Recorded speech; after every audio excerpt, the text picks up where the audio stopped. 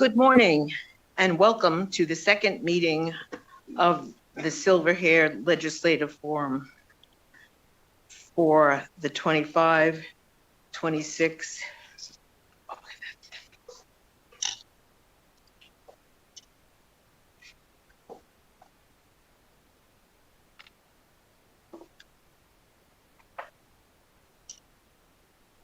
The Silver-Haired Legislative Forum for the 25-26 interim. For those members attending virtually, please turn on your cameras and respond when we hear your name.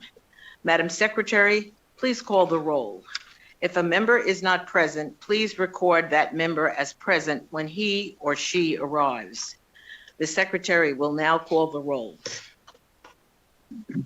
Ms. Darden?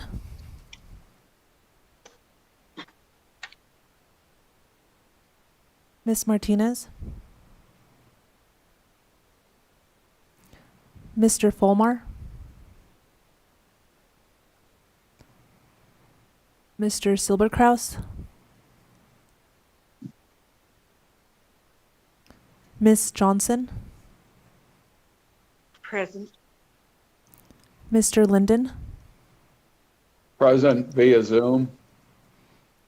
Ms. Bongiorno? Present. Mr. Slaughter? Present. Mr. Thorne? Present. Mr. Smith? Present. Ms. Daniels? Present. Dr. Schonkweiler? Ms. Doyle? Present. Ms. Coffern? Mr. Troth? Present. Ms. McAdoo? Ms. Levitt? President Jordan? Present. Do we have a quorum?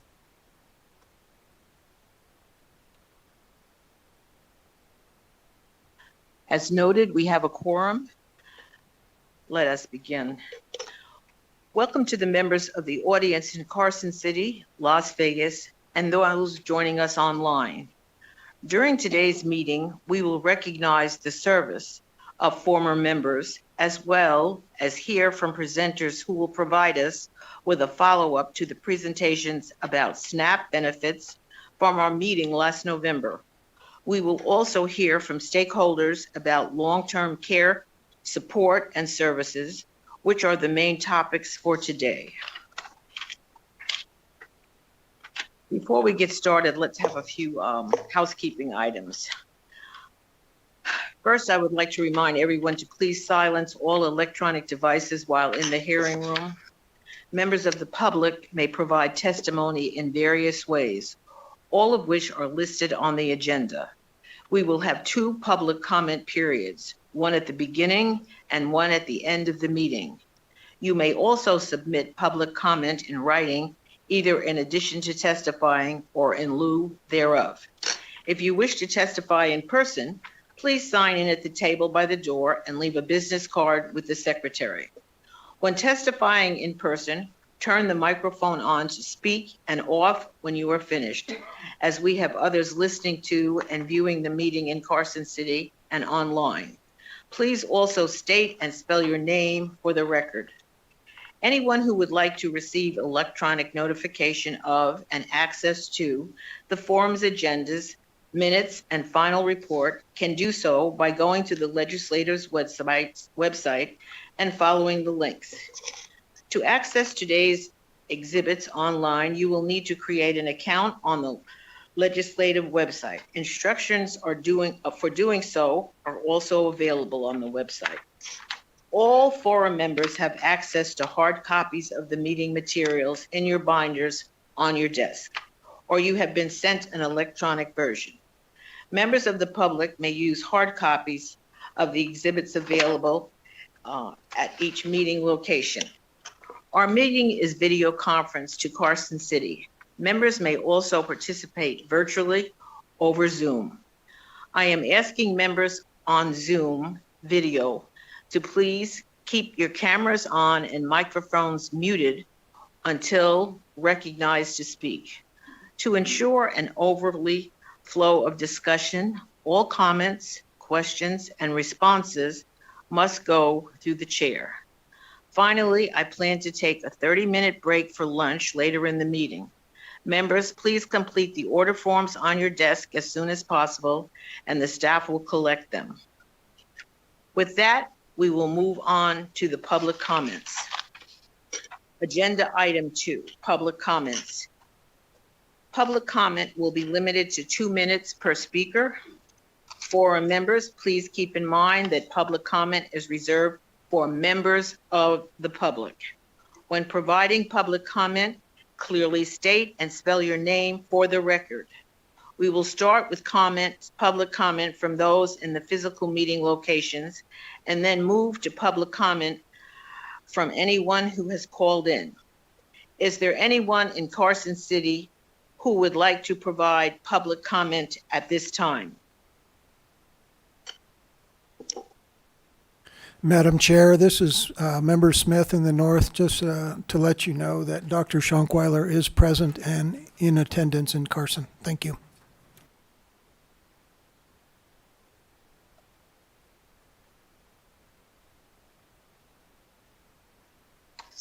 Please commence.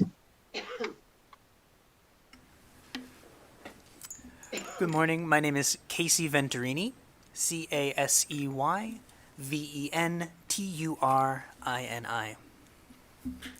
Good morning, Forum President and members of the Forum. My name is Casey Venturini, and I serve as Director of Dementia Friendly Nevada in my role with the Dementia Engagement, Education, and Research Program at UNR. I want to share a clear point of context as you consider today's presentation about Nevada's Dementia Support Specialist Program, which is agenda item number 4. Dementia Friendly Nevada is a statewide network of communities working to become more respectful, educated, supportive, and inclusive of people living with dementia and care partners. This work depends on local leadership, trusted relationships, and consistent community coordination. 3 current dementia support specialist positions directly support leadership of local dementia-friendly Nevada community groups in their regions. And as such, the Dementia Support Specialist Program has already helped expand outreach, strengthen collaboration, mobilize dementia education, connect families to resources, and turn community ideas into sustained local action. However, the current Dementia Support Specialist Program is a time-limited, grant-funded pilot. As that funding period comes to an end, Nevada must consider how the demonstrated value of this model can be sustained. Put simply, without the Dementia Support Specialist Program, Dementia Friendly Nevada would have less on-the-ground capacity in key communities, fewer opportunities for coordinated local action, and reduced reach to individuals and families who need support. At the same time, Dementia Friendly Nevada helps maximize the impact of the Dementia Support Specialist Program by providing established statewide and local networks, a proven community engagement model, and strong cross-sector partnerships. The combined impact of dementia support specialists and Dementia Friendly Nevada demonstrates what's possible when Nevada invests in community-based dementia infrastructure. The Dementia Support Specialist Program does not just support individual families, it helps communities respond earlier, reduce avoidable crises, strengthen local systems of support, and prepare Nevada for the growing realities of an aging population. Thank you, and I appreciate the opportunity to provide this context today.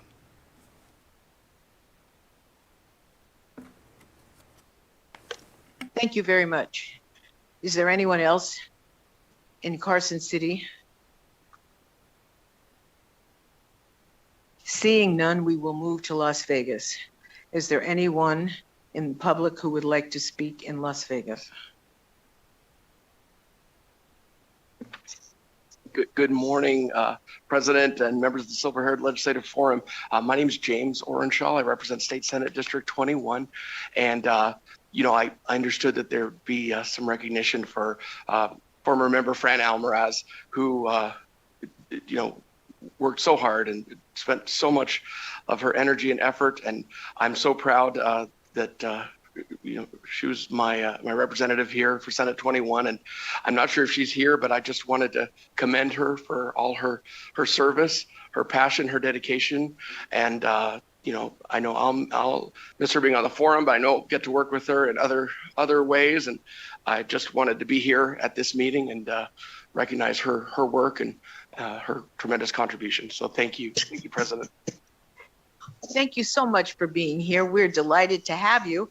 And let me just ask you, if you just turn around and look, you'll see her right there. We appreciate your being here this morning. Please come and visit us again sometime. Thank you. Is there anybody else from Las Vegas Yes, good that would like to morning. provide public comment? Yes. Yes, good morning. Thank you so much for having me. For the record, my name is Stacy Duwich, spelled Stacey. D as in David, U, B as in boy, OWITCH. I am here. I represent several different organizations. I have a very vested interest in agenda items 4 and 5, actually, related to dementia care. I work with a nonprofit called Senior Resource Nevada. We provide resources to families as they navigate aging resources, as there's significant gaps here in Southern Nevada and across the state, up in Northern Nevada as well. And it's difficult. We are the we are the fastest growing state for older adults than any other state in the country right now. And we don't have an infrastructure currently to support the need for aging adults who might need care and assistance, especially cognitive impairment. I am an advocate ambassador for the Alzheimer's Association. I will be going to DC in June to advocate for some federal bills as well. It's a very important need. We have what's called the silver tsunami here, the older baby boomers. You might have heard of that. That is the biggest demographic right now. We have a significant shortage in providers and people to give care. That falls on families constantly to take care of their loved ones. I see this every day. We have families calling every day who need help and assistance to care for their loved one who has dementia, or just are frail in general, or other chronic illnesses. The respite care program, agenda item number 5, is asking to increase double a respite voucher. That respite voucher helps families get caregiving services. That only covers maybe 2 or 3 or 4 days max of 24/7 care. It's only a few hours. That's respite for the family, though, for them to maybe even just get a haircut, go take care of their own health. We have what's called caregiver burnout, and you'll hear more about that as well. But this is just really, I see real live testimonials every day of families who can't afford to take care of their loved ones, who are working 2, 3 jobs, especially in this economy. How do we take care of our loved ones at home? So, and then I do sit on the state appointed, for full transparency, the Task Force Alzheimer's Disease. And Casey Venturi just presented on that about the dementia support specialist. That's a recommendation that I highly support and endorse as well. It's something we need desperately in our state, for someone to guide all our resources and what that looks like. I thank you for your time this morning, everyone, and for letting me be here and hear what I have to say. Thank you. Thank you so much for those comments. Do we have anybody else from Las Vegas that would like to speak? Seeing none, we will move forward.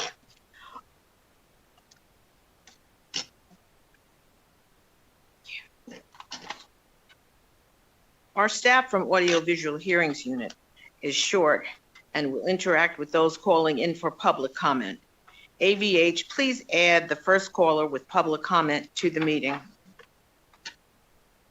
If you would like to provide public comment, please press *9 now to take your place in the queue. Again, if you would like to provide public comment, please press *9 now.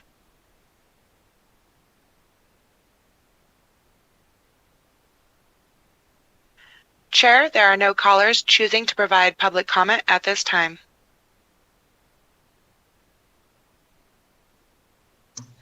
Thank you so much. Seeing that there are no more callers, we will get started with the first item of business, the recognition of former Forum President Fran Alvarez and Forum member Laura Levitt.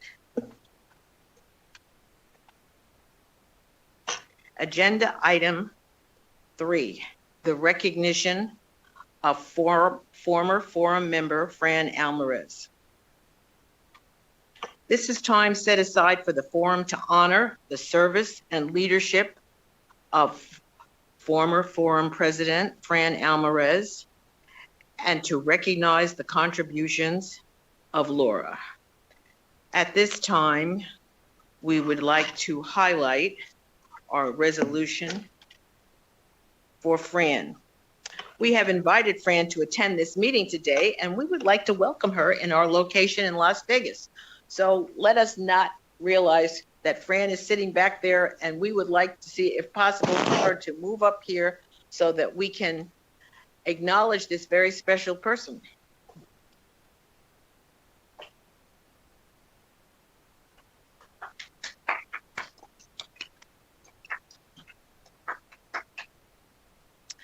I would first like to acknowledge Fran's many years of service to this body and to older Nevadans across the state, including her time as president, during which she helped guide the forum's work and advance key legislation on behalf of the forum and seniors across the state. At this time, I will invite one of our distinguished members, Ms. Borgiorno, to read a resolution recognizing former Forum President Fran Alvarez to the record. Ms. Borgiorno. Nevada silver-haired. There we go. Nevada Silver-Haired Legislative Forum. Nevada Revised Statutes 427A.320. Recognizing the service and the leadership of Fran Alvarez, a former president of the Nevada Silver-Haired Legislative Forum. Whereas Fran Alvarez has dedicated her life to the service of working families, retirees, older Nevadas, bringing to every role she has held in a compassionate voice, a fierce sense of fairness, and an unwavering belief that every individual deserves dignity and respect. Whereas on June 25th, 2015, Fran Alvarez was appointed to the Nevada Silver-Haired Legislative Forum, beginning a decade of distinguished public service on behalf of Nevada's older residents. And whereas Fran Alvarez was subsequently reappointed to 4 additional terms to the forum, representing her Senate district, nominated in turn by Senators Yvonne D. Cancella, Fabian Donate, and also Senator James Orenshell, reflecting continuing and unwavering confidence in her leadership and dedication. And whereas on April 7th, 2022, Fran Alvarez was elected forum president, a role in which she served with distinction until her final meeting as president on November 6th, 2025. Guided always by the forum statutes or duty or to identify and act upon issues of importance to aging persons in Nevada. Whereas during 2023 Nevada Legislature session, President Alvarez advocated and testified on behalf of Senate Bill 45, sponsored by the forum, which raised the monthly personal needs allowances for Medicaid patients in long-term care facilities from $35 to $149, restoring a meaningful financial relief to nursing home residents who depend on that allowance for their clothing, toiletries, and other everyday essentials. Excuse me.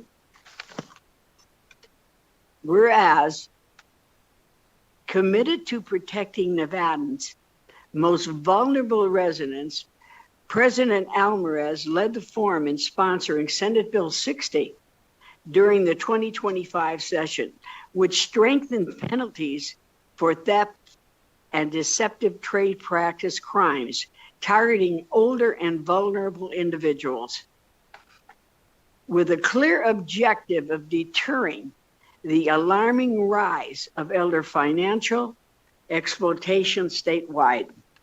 Whereas, through her tireless advocacy, her voice in unison with members of the legislature, her leadership at the forum, Fran Alvarez has made a lasting contribution to the dignity, safety, financial security of older and vulnerable Nevadans, and her service represents the highest ideals of civic engagement and public commitment. Now, therefore, be it resolved by the Nevada Silver Hair Legislative Forum that Fran Alvarez is hereby recognized and honored for 5 terms of dedicated service as a member of the Nevada Silver Haired Legislative Forum, for her exemplary leadership as president, and for her lasting contributions to the welfare of older vulnerable Nevadans.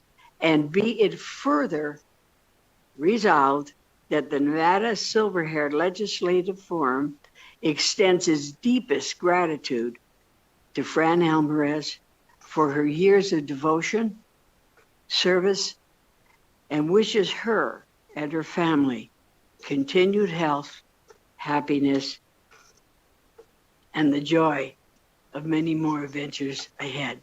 Thank you, Fran. Thank you so much, Ms. Borgiorno. Are there any members of the forum who would like to offer brief remarks in honor of Mrs. Alvarez? Madam Chair. Mr. Tropp is recognized. Fran, thank you. Worked 2 different terms with you. Awesome work on the 23 BDR, and more importantly on the 25 one with the crime penalty increases. Thank you for your leadership, your mentorship, and your care and willingness to support and sustain the seniors in the state of Nevada. Thank you, and God bless. Thank you so much. Madam Chair, I'd like to add something. Ms. Borgiorno, I've been here a long time. and we're grateful. 16 years or so. I can only say that many times I've called upon Fran because people that are in my district needed help for one reason or another, sometimes with a cognitive disease or some. She has never failed to get back to me, to help me, and to help my people. I appreciate her so much from the bottom of my heart. I am so grateful and happy to have worked with you, Fran. Thank you. Thank you so much. Do we have any other remarks? Mr. Slaughter is recognized. Yes, as a freshman on this board, I want to thank you for putting up with me, teaching me, and giving me the ropes of how to conduct business on this forum. Thank you very much. Thank you, Mr. Slaughter. Do we have anyone else that would like to speak? Well, on a personal note, I want to say thank you, Fran, for always keeping our discussions grounded in real experiences of older Nevadans and their families, for reminding us that the work we do here has direct impact on people's daily lives. I have appreciated Ms. Alvarez's steady presence, her willingness to ask hard questions, her unfailing kindness to fellow forum members and staff. She has set a high bar for all of us to follow. I want to say thank you personally for our nearly 10 years of working together on the forum. And I really don't know how, but we're going to try real hard to miss you a lot. At this time, seeing no additional remarks, I would now entertain a motion to adopt the resolution recognizing former forum president Fran Alvarez. I recognize Ms. Borgiorno. I would like to make it. Please do. I would like to make that motion, please. Okay. Go ahead. Oh, to adopt the resolution that Fran Alvarez. You're making that resolution. Is there a second? I second it, Frank Slaughter. Mr. Slaughter has seconded the motion. Any discussion? All in favor? Let's say aye. Aye. Aye. Any opposed? Aye. Thank you for the motion. The motion carries. The resolution is adopted. Patrick, you want to take? This is handing over the resolution to Ms. Alvarez on behalf of the Silverhead Forum. It is my honor to present you, Fran, with this resolution in recognition of your leadership and your years of service to Nevada's older residents. Fran, would you please join me at the witness table?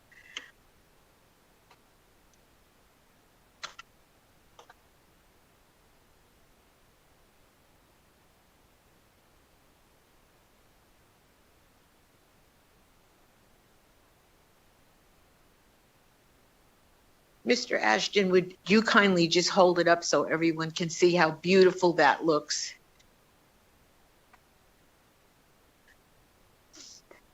Thank you so much. Fran, we love you.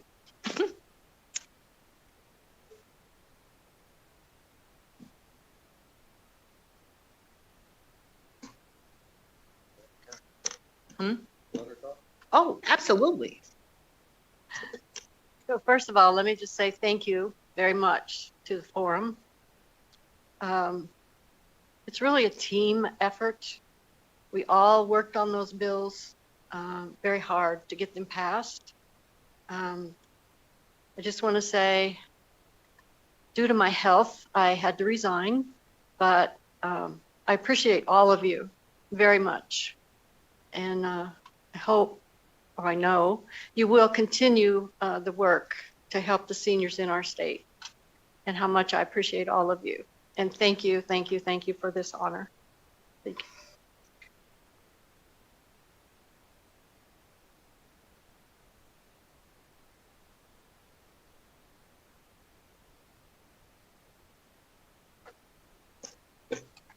I would also like to take a moment to recognize former forum member Laura Levitt, who recently resigned from the forum following her move to a new Senate district, and to thank her for her service representing Senate District 8, as well as her thoughtful participation in the forum's work.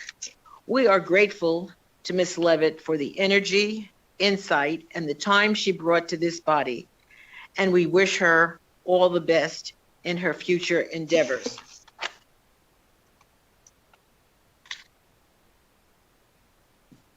And now back to our stated purpose. The Nevada Silver-Haired Legislative Forum was created to identify and act upon issues of importance to aging persons.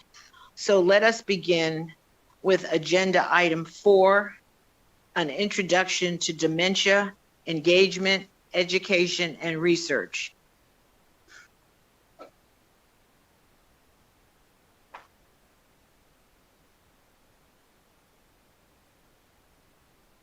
This morning, we have Braylon Wisser, Miles Teresis, and Dr. Peter Reed presenting.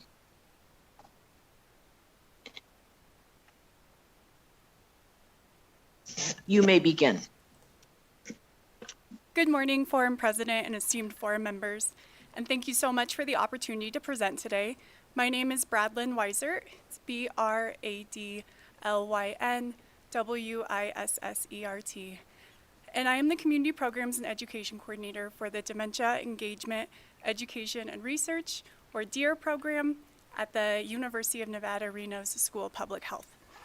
I'm joined today by my colleagues, Dr. Miles Teresis from the Aging and Disability Services Division, and Dr. Peter Reed from the Nevada Task Force on Alzheimer's Disease, but they will introduce themselves a little bit later on. So first, I would like to start with an overview of the UNR DEAR program. In 2018, Dr. Jennifer Carson, Clinical Associate Professor for the UNR School of Public Health, launched the DEAR program with the recognition that dementia is a public health priority. Our mission is to build capacity to improve the experience of living with dementia and care partnering practices in Nevada and beyond. And we do this at 3 levels. At the individual level, by training and educating individuals, including people living with dementia, care partners, and other community members about dementia. We do this at the organizational level by training full healthcare systems about dementia, and at the community level through our work with the Dementia Friendly Nevada initiative. We have a deep commitment to authentic partnerships and collaboration and aim to work in partnership with people living with dementia and care partners and not on behalf of them. We are supported through grants, contract work, and gifts, and have a variety of free resources available on our website, dearprogram.org, also available on the QR code on your screen. On this slide here are a number of our grant-funded program initiatives, which include trainings for individuals, organizations, and communities. These include comprehensive family and professional care partner training programs like Bravo Zulu, which is evidence-based, Dear Care Partner training, and Attuned Partnerships in Dementia Care. These are all available for free across the state and even nationwide. We also have interactive evidence-informed Understanding Dementia for First Responders training program, which we've used to train entire counties of first responders on how to communicate with and respond to people who may be living with dementia. We've had over 4,000 Nevadans join a Dementia Friends information session where they've learned how to support community members who are living with dementia. And perhaps most importantly, we build capacity at the individual level for people who have been diagnosed with a dementia-related condition through our Dementia Self-Management Guidebooks and a 6-week Dementia Self-Management Program. This supports individuals in developing personalized strategies for living well with dementia. And again, at the community level, we convene an annual tribal summit on age and dementia-friendly care in partnership with the Pyramid Lake Paiute tribe, and that's actually in its 4th year this year. We also work at the community level through the Dementia Friendly Nevada statewide initiative. Dementia Friendly Nevada aims to cultivate and strengthen communities in becoming more respectful, educated, supportive, and inclusive of people living with dementia and care partners. In addition to a statewide initiative, there are 9 community groups that all plan local actions to build a more dementia-friendly and inclusive community. Led by local co-facilitators, these community groups convene family and professional care partners, community members from diverse sectors, and of course, people living with dementia to address gaps in local dementia services, in the local dementia services network through community-driven goals. And there's such a wide variety of community-driven goals that these community groups work towards too. In addition to these local and diverse community-driven actions, the DEAR program directly supports a network of statewide programs that are offered online. And we provide support to the local community group co-facilitators because, as we all know, every team needs a coach. Through this community-driven effort, we've had incredible impact. To date, we've distributed nearly 6,000 dementia self-management guidebooks. Members of Dementia Friendly Nevada have offered hundreds of presentations with thousands of participants. We're sharing information about other grant-funded programs that are available through the Nevada Dementia Supports Toolbox. And as the number of Nevadans living with dementia continues to increase, last year there were about 64,000 Nevadans living with dementia. We just think it would be wonderful if the Dementia Friendly Nevada effort could grow as well.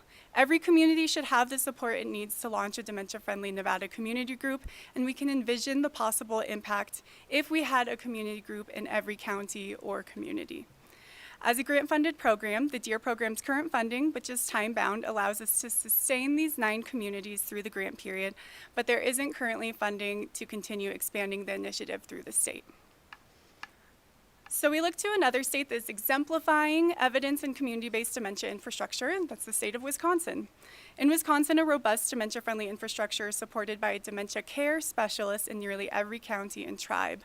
These are publicly funded positions. They have 58 of these dementia care specialists whose core responsibilities include supporting their local dementia-friendly community groups, as well as building capacity through community education and professional trainings, providing cognitive screens, referrals, and resource navigation, and counseling individuals and families in crisis.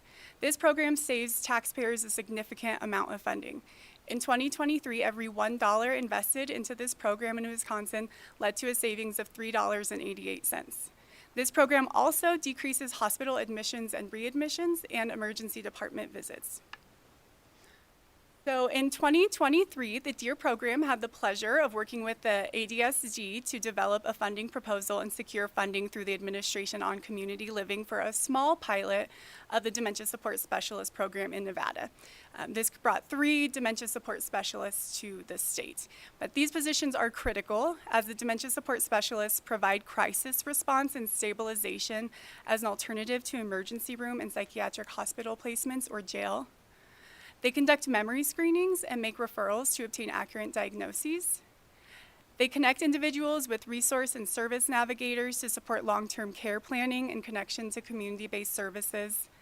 They provide training and education. They lead and co-facilitate local dementia-friendly community groups to expand community-based support and opportunities. And they promote the Nevada Dementia Support's toolbox of services and connect to available services. So our role at the DEAR program in this pilot program is to train these boots on the ground individuals who provide direct community-based support to people living with dementia, care partners, and families. Through this collaboration, the DEAR program has had the opportunity to provide dementia training and ongoing technical assistance to the dementia support specialists. We provide the dementia-specific trainings, about 80 hours of live instruction, including those that you see on the slide here.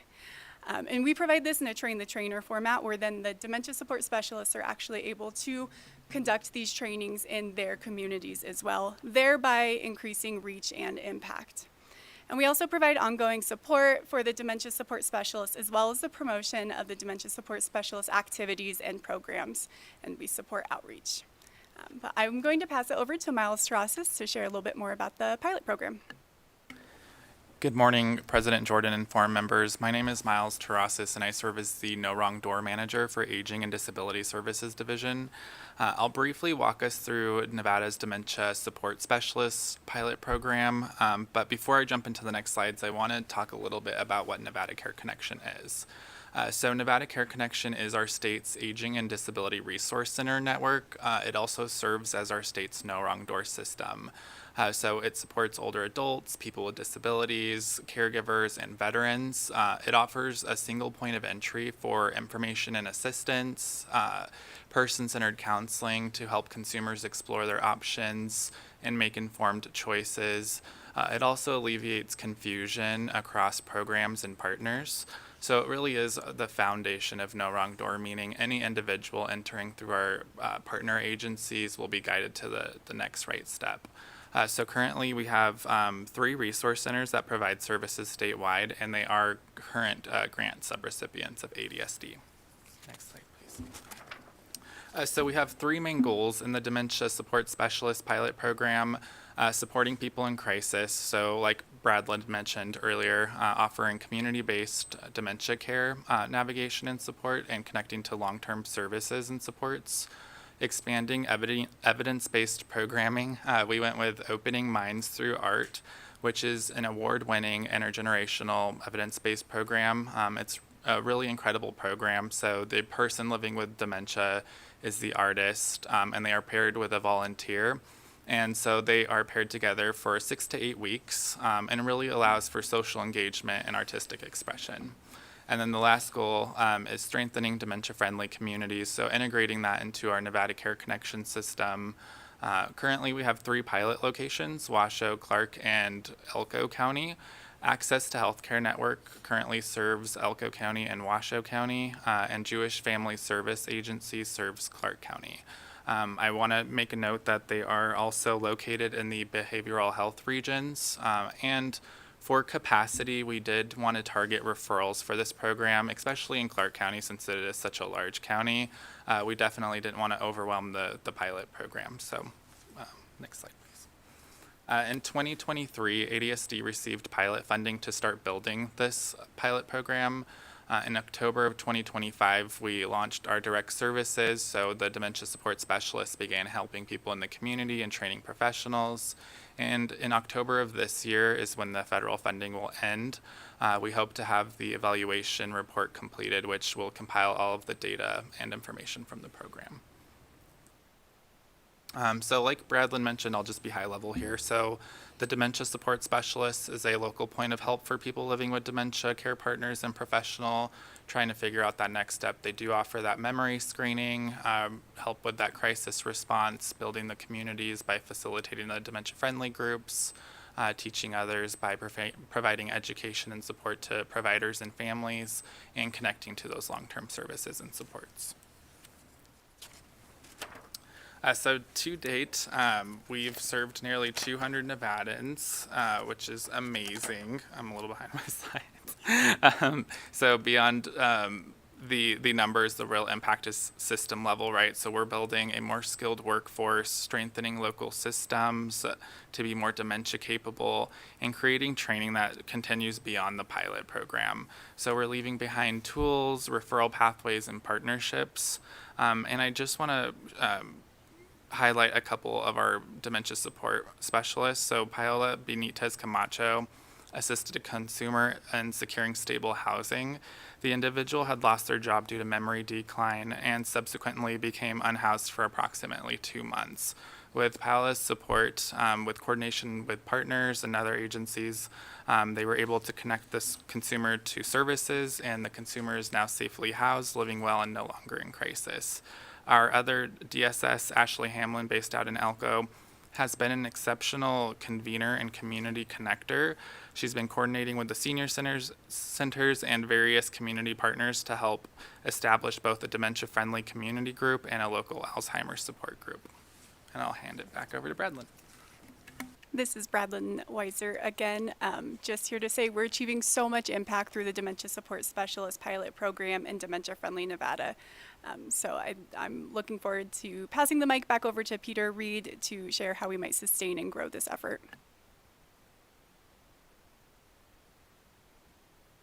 Good morning. First want to thank President Jordan and the members of the forum for giving me the opportunity to speak on behalf of the Nevada Task Force on Alzheimer's Disease. My name is Peter Reed, R-E-E-D, and professionally I serve as the director of the Sanford Center for Aging at the University of Nevada, Reno School of Medicine, and also a professor of public health. I should also disclose that I am a candidate for public office as I'm running for the Nevada System of Higher Education Board of Regents in District 10. However, none of those roles are why I am here today. So I want to be clear that I'm not representing those interests, but rather I'm here as the chair of the Nevada Task Force on Alzheimer's Disease. And I'm going to be speaking to you today about our state plan to support people living with Alzheimer's disease and dementia, as well as some of the policy priorities that are included in that state plan and its recommendations.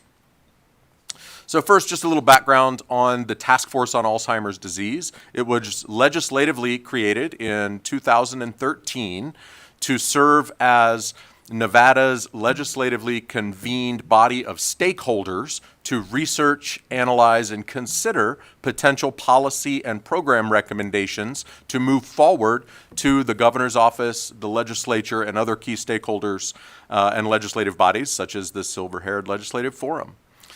We are currently organized under Nevada Revised Statutes 439, and in that statute, you'll see that it outlines 10 voting members. There are various roles that those members hold, and the makeup of the task force has changed over the years with some variation from term to term. But for example, I serve as the representative for the Nevada System of Higher Education in that seat. We also have members who represent providers of people living with Alzheimer's and family caregivers of people living with Alzheimer's, rural communities. So there are a variety of different perspectives that are brought together in the task force to really help us do our work in analyzing the needs of people living with dementia in Nevada and developing recommendations to help to support both program and policy implementation. I do want to mention that the inaugural chair of TFAD was former Senator Valerie Weiner, who served in that role from 2013 to 2019, and she really established a strong foundation for the task force and emphasized our focus on policy-related activity and was able to help to build a lot of connectedness between both the Task Force on Alzheimer's Disease and the legislature and the policy activities happening in Nevada. I should back up briefly and mention that we do also have representatives from the legislature that serve on the task force. We have one Senate representative and also one representative from the Assembly as well. So the primary work of the task force is to release a Nevada state plan on Alzheimer's disease and other dementias, which we do every 2 years. So the current state plan covers the biennium of 2025 and 2026, and we are currently in the process of developing a new edition of our state plan, which we expect to be released in January of 2027. And this is the state plan, and I really commend you to this document. You should have received it as it was transmitted when it was released, and also it is available through the Task Force on Alzheimer's Disease webpage that's hosted by the Nevada Aging Disability Services Division. So what I want to do is just first share some of the key recommendations that are included in the plan. Where you see an asterisk, that is a recommendation that potentially has policy implications. And where a recommendation is highlighted with the asterisk, that not only has policy implications, but was a prior bill that was brought forward into the legislature. So the state plan outlines recommendations, again, both related to policy issues, but also programmatic activity. What I will say is the task force itself has no implementation role. So when we research these issues and develop the state plan, it is our hope that we're successful in encouraging community-based organizations, other partners across the state, as well as our state partners and the legislature to take action on the different recommendations and moving those forward into implementation. The state plan is broken out into 4 key objectives. The first is to help direct persons living with dementia to resources. And within that, the first recommendation in the 25-26 state plan is promoting the Dementia Support Specialists Initiative. You've just heard a great description of that program and the current pilot work that's happening with federal funding. And so hopefully you have a good sense of the role that initiative plays within the communities and supporting the 3 current dementia support specialists that are embedded across the state. The second recommendation looks at developing community awareness around brain health and literacy. There's been a lot of research recently about the behavioral and lifestyle risk factors that could potentially increase or reduce someone's risk of developing dementia. And so there are various organizations that are able to support awareness raising in that space. We also support resources for veterans and their families. Over the years, we've partnered with the Nevada Department of Veterans Services, both in program development and in identifying the unique needs of veterans living with dementia, as they do have an increased risk of developing dementia for a variety of reasons. The second objective is to optimize healthcare for persons living with dementia, and we focus on that by promoting and encouraging the use of telehealth to reach not only elders out in rural communities who obviously need increased access to healthcare resources, but also those elders living with dementia who may be homebound and unable to travel to medical visits, even if they live in our urban communities. We also have initiatives designed to support outreach to primary care providers. Primary care providers are sort of the first point of entry for people into their journey of living with Alzheimer's and dementia, and it's critical that they have the tools to successfully conduct cognitive screening to identify people who may be at risk. Through that work, there are a variety of different, again, education and training programs that are available. We also support hospital transitional care practices, and again, there are community-based organizations across the state, particularly in Clark County with Nevada Senior Services, and then also in Humboldt County with their EMS, who have established dementia-specific transition practices to enable people to move safely from hospitalization back into their home or back into an appropriate residential setting. Further, we have recommendations for enhancing and improving quality of care in residential long-term care, again, working in partnership with a variety of organizations. The next set of objectives looks at formalizing protections and rights for people living with dementia, particularly around advanced care planning, and particularly the earlier people are diagnosed with dementia, and we promote early screening through this, the better opportunity they have to have a voice in designing what their own future experience will be with the disease. We also look at driving in dementia, considering the fact that simply receiving a diagnosis of dementia does not necessarily mean someone should no longer drive, but there should be formal functional assessments to determine people's driving ability as the condition progresses over time. We also have a recommendation around choice in care and care settings to enable people living with dementia to make the choice about where they will live and to not have that right about where to choose their living environment taken away from them, but rather to support them in maintaining those rights in choice and care and to be able to choose the least restrictive environment. And then we have structured, competent, comprehensive, and dementia education that we're encouraging, particularly by looking at supporting a variety of dementia care training programs, enhancing caregiver support, ensuring that those are all grounded in cultural competence and cultural humility, and also looking at the legal implications of Alzheimer's and dementia. And we've recently had a presentation at the task force from the state civil rights attorney looking at guardianship issues and the kinds of things that are coming forward with that. So that gives you an overview of all of the recommendations that are embedded within the state plan. And again, I encourage you to review those and look at details, and in your capacity as members of the forum to consider where there may be ideas and research that's included there that could be helpful to the work that you're doing. What I'd like to do, though, is shift and focus on recommendation number 1, which you've heard quite a bit about today, the dementia support specialists. And so again, this is a recommendation specifically in the Task Force on Alzheimer's Disease state plan that states that TFAD recommends that ADSD replicate the Wisconsin Dementia Care Specialist Program in Nevada by developing the funding necessary to establish and sustain at least one dementia support specialist position in each county. These positions could be housed in the Nevada Care Connection Resource Centers and organized to correspond with the 5 behavioral health regions.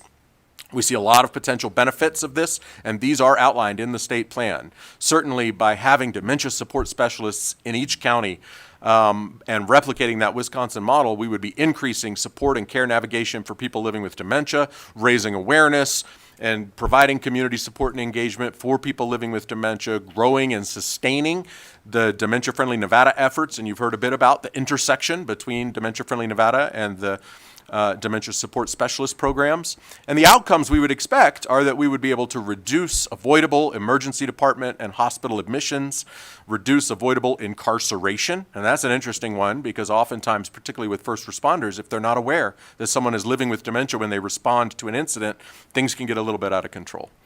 Proactive training for those first responders is really needed to help to support them in understanding how to effectively communicate and support a person living with dementia, and then also overall increasing safety and well-being for people living with dementia and their care partners. Now, why am I focusing on this recommendation specifically? Obviously, it is the first recommendation in the state plan, but it also is one that TFAD has promoted through its advocacy over the last several sessions. So in 2023, there was AB 167, which proposed the creation of one dementia support specialist in each of Nevada's 17 counties. That was not passed. In 2025, there was another bill, AB 337, which requested one dementia support specialist in each of Nevada's behavioral health regions, so reducing the ask from 17 to 5. But that bill also was combined into a larger bill focusing on launching Nevada Memory Net, which would have created a network of cognitive assessment centers around the state with integrated education and training for primary care providers. Again, that bill did not pass. So we're looking at the 2027 legislative session, and we are hopeful that someone will develop a BDR to continue advocating for creation of dementia support specialists in each of Nevada's 5 behavioral health regions with coordinated activities through Nevada Care Connections to help to embed those in providing resources across the state. So we would propose to you as the Nevada Silver-Haired Legislative Forum that you consider this as a potential BDR coming out of this body. And if you find that this is not the right policy agenda for you to move forward, we do encourage you to review those items that are included in the Task Force State Plan on Alzheimer's disease if you're interested in supporting something related to dementia. There is a lot of good information, a lot of great resources that are available in that state plan, which really provides a guide. As I said, the Task Force on Alzheimer's disease is Nevada's legislatively convened, dementia-specific body looking at issues related to Alzheimer's disease and dementia and their family members in this state, and moving forward policy and program recommendations to help to inform the work of bodies such as yourself. What I would say is that either way, whatever recommendations move forward for people living with dementia, it's important that we focus on developing and building upon the resources and infrastructure that exist to better promote quality of life and well-being for Nevadans living with dementia and their care partners, and doing so in a way that is not duplicative of existing efforts, but rather is leveraging the stakeholder networks that have been created to identify potential policy priorities. And again, leveraging those proposals that are collaboratively researched, developed, and shaped within Nevada's Dementia Care and Support Network by key stakeholders coming together to identify those priorities, such as the Nevada Task Force on Alzheimer's Disease, as well as other relevant coalitions that exist. Thank you very much. And I think now we're able to all take questions if we have time. Thank you so much. At this time, we will take questions from forum members. Mr. Slaughter, you're recognized. Frank Slaughter, District 11. This is more of a statement. A few years ago, I'll never forget, older gentleman came to my door. He was disorientated. And first of all, what is the difference between Alzheimer and dementia? Is there a definition? Yes, thank you so much, and through you to the chair. I will be happy to answer that question. So the difference between Alzheimer's disease and dementia is a question that we receive very often, and there's a lot of confusion. That's one of the things that we try to educate people on in the awareness and training programs that we offer. So dementia describes a larger collection of symptoms that affect cognitive function and people's ability to process information, such as their memory, disorientation, personality change. But these are symptoms that are happening within the brain. And there are many different causes of those dementia-related symptoms.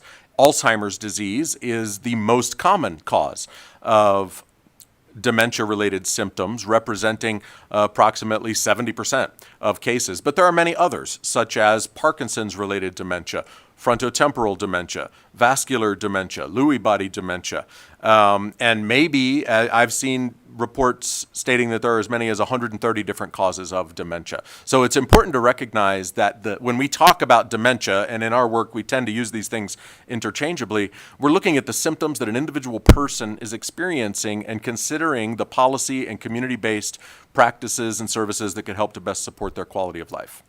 Thank you. And to go on to finish my little story, so the gentleman came to my door. It was a very hot day. He was very, very confused. So, of course, I invited him in, have a seat, went to get a glass of water, and in an instant, he turned. He turned to a very violent human being, and I didn't know what to do. I just finished making a sandwich. I had a knife on the table in the kitchen. He goes toward the kitchen, and I had to restrain him. And like I said, I'm a former boxing coach. So I know not to hit him, but I had to restrain him, and I had to put him out, and I had to call Metro. And I have to tell you, Metro did a fantastic job of calming this guy down, getting him in the squad car, and getting him back to his family. And I understand the dementia part of the Parkinson's. For over 7 years, I used my boxing skills to work with Parkinson's folks in the state of Nevada, just for movement and exercise. Just want to put that out. Thank you, Mr. Slaughter. We have a question from Ms. Doyle. Thank you, Madam President. Kathleen Doyle, Senate District 16. My question is for Dr. Reed. How do some of these private medical policies, such as long-term care, enter into this? Do you work with them, or are you totally separate? Are there any interaction with the subjects' insurance policies or medical policies? Yes, thank you so much for that question, and through the chair to you. We do work with a variety of different long-term care organizations, as well as healthcare systems and organizations, as well as the payers who are within this. But when I say work with, we are a public body. And so the representatives who are on the task force are not representing any of those specific organizations, but rather have various roles representing different perspectives that they bring forward into our conversations. And the primary way we work with those other entities is as we develop the recommendations that go into our state plan. We do extensive research, including interviews and presentations with those stakeholders who present to the task force, very similar to what we're doing right now. We hear from organizations, including both long-term care, healthcare, and payer organizations, because we do have a priority of ensuring that people living with dementia and their family care partners have access to high-quality, affordable health resources across the spectrum. But primarily, we work with them by hearing presentations on the work that they're doing and then considering that in the context of our state plan development process. Thank you. Thank you so much, Ms. Doyle. At this time, the chair recognizes Mr. Linden. Thank you, Madam Chair. I'm Senate District 1, I think. I'm not sure I had that quite correct. I should know my district. But very impressed with the plan and the scope of it and so forth. I mean, it's absolutely terrific. And so kudos to all the people who have been involved in putting that together. I think one area where it might be strengthened is further expansion of the savings in Wisconsin. I believe it was mentioned for every dollar invested, it was $3.84 or something close to that. And in essence, return on investment. Where do those dollars come from, or where were the savings? And do we think we might have a similar impact here in Nevada or not because of whatever reasons? But I think that might help an awful lot in taking portions of this back to the legislature and getting passage on it. So really a little tutorial on where the savings were realized in Wisconsin. It might be different in Nevada, but there's major benchmark things that differentiate the two states that should be included. But I think that could help tremendously. Thank you so much, Mr. Linden from District 7. We will now move to a question from Ms. Daniels. Thank you, Madam Chair. Chair Daniels, Daniels, Senate District 14. So I'm the widow of a 62-year-old who died of Alzheimer's.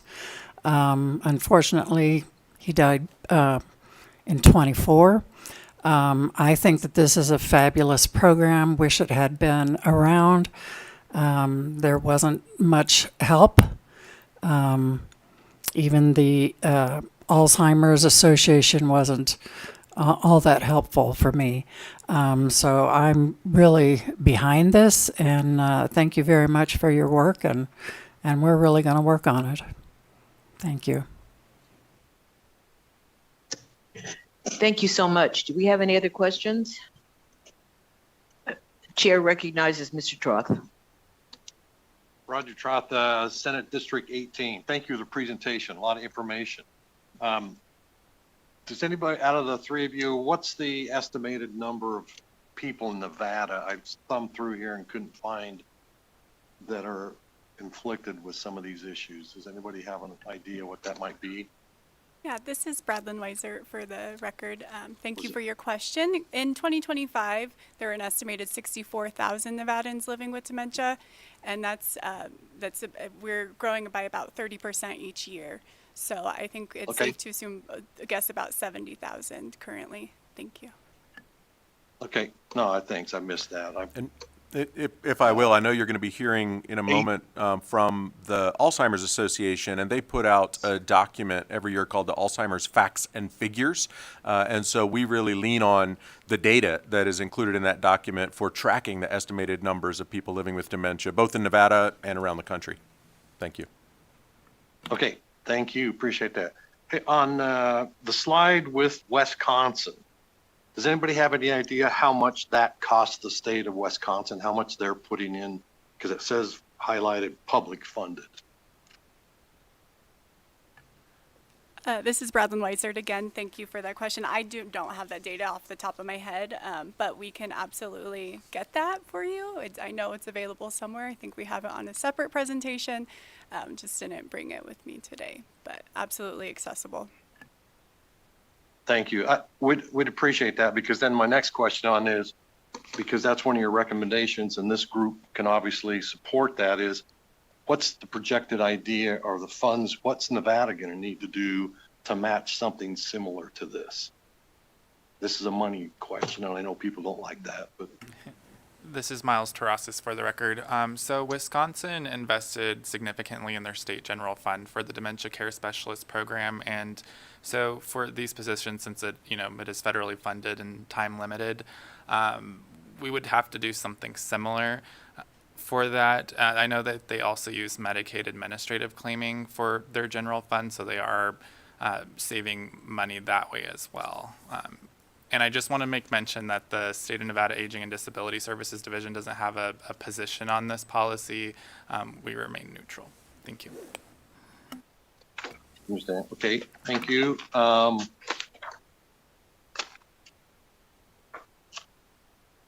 your that kind of gives us some idea of what you're looking for, because that recommendation that you made is pretty good to something similar to the Wisconsin model. That's why the money thing, and I know the money probably comes from a couple different pots, and we're going to hear from some other agencies later on that. Let me ask, there was a follow-up question on the insurance there. How well do insurance companies support private policies for these types of mental health, dementias, and Alzheimer's? Any idea? Good, bad, in between? I know it all depends on the cost and what your premiums are and everything. Just to give us an idea, are these types of issues being supported very well by private insurance? Right. So thank you for the question. This is Peter Reed, Chair of the Task Force on Alzheimer's Disease. I think it's a little bit of a tricky question to answer. So it depends on the services that would be specifically designated. So for example, most elders living with dementia are Medicare recipients. Many of those elders not only receive straight Medicare, but also have Medicare Advantage plans. And for those who do not, some are what we consider to be dual eligible, so they're receiving both Medicare and Medicaid dollars. So for those folks, there really is amalgamation of different payer sources that are supporting the care that they would receive.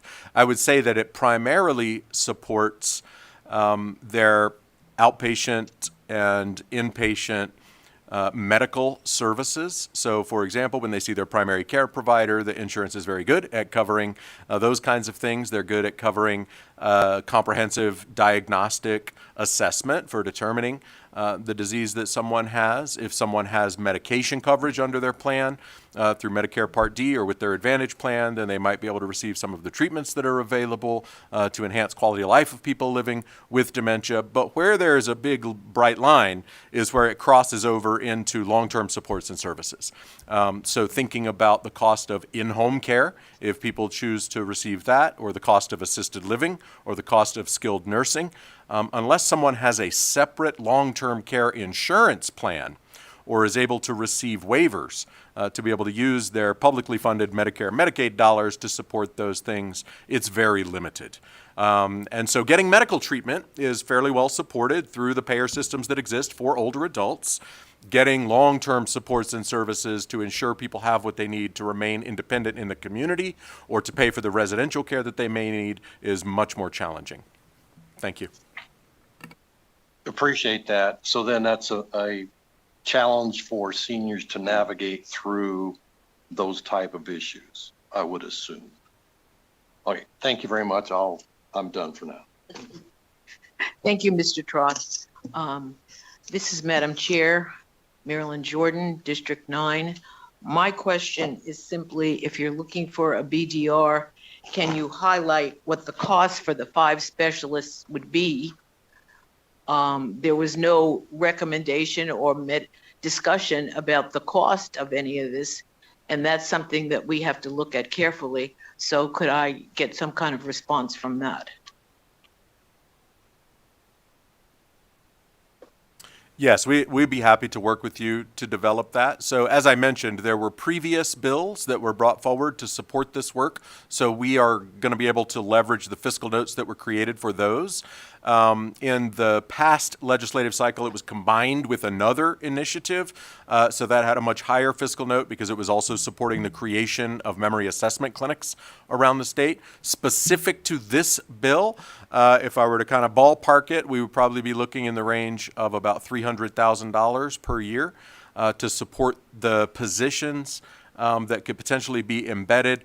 However, it would depend on the nature of the bill itself. So what I would say is that I think determining the budget for this would be based on, for example, the number of positions. In Wisconsin, you saw that there are 58 positions. They've embedded a dementia support specialist in each county. In prior legislation, the task force had requested 17 positions for each of Nevada's counties, and the current proposal includes 5. And so it actually, I think that number I threw out earlier may be a little bit off, but we'd be looking at about $80,000 per position plus the necessary infrastructure to support those positions. But I think it would really depend on the nature of the language of the bill and the specific resources that were to be funded before we could arrive at an actual final number. But I will tell you that the advocates and certainly the DEAR program and the task force would be happy to work with you to outline language for that bill and determine what resources could be funded and then arrive at a number that would hopefully be acceptable to the legislature. Thank you.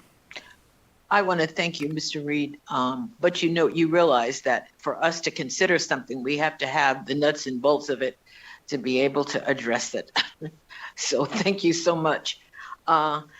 We appreciate your presentation this morning, and we will definitely. Oh, excuse me 1 second. We do have one more question. Madam Chair. Thank you. Joanne Bongiorno, District 10. Is there anywhere in the program that addresses those individuals that seek guardianship for the individual that may be declared by a doctor that has the onset of dementia? I know of a case whereby a woman did not have a will or a trust, living trust, and was declared dementia, no family, and individuals were applying for guardianship. Guardianship was given, and at a later date, after she was released to the guardian, a day later, she fell out of the bed. Paramedics were called, and after they saw the condition of the home and all, they refused to leave her in the home. They took her to another facility. That's what I'm asking. Is there anything that addresses vetting people that apply for guardianship? Thank you. This is Miles Terrasis for the record. So the dementia support specialist can make those referrals out to legal services. And also during their resource and service navigation planning, if those are goals that are coming up, they will make sure that they're ensuring follow-up with those legal services to ensure everything's going smoothly. I do believe we have one more question from Ms. Darden. I believe she's on Zoom.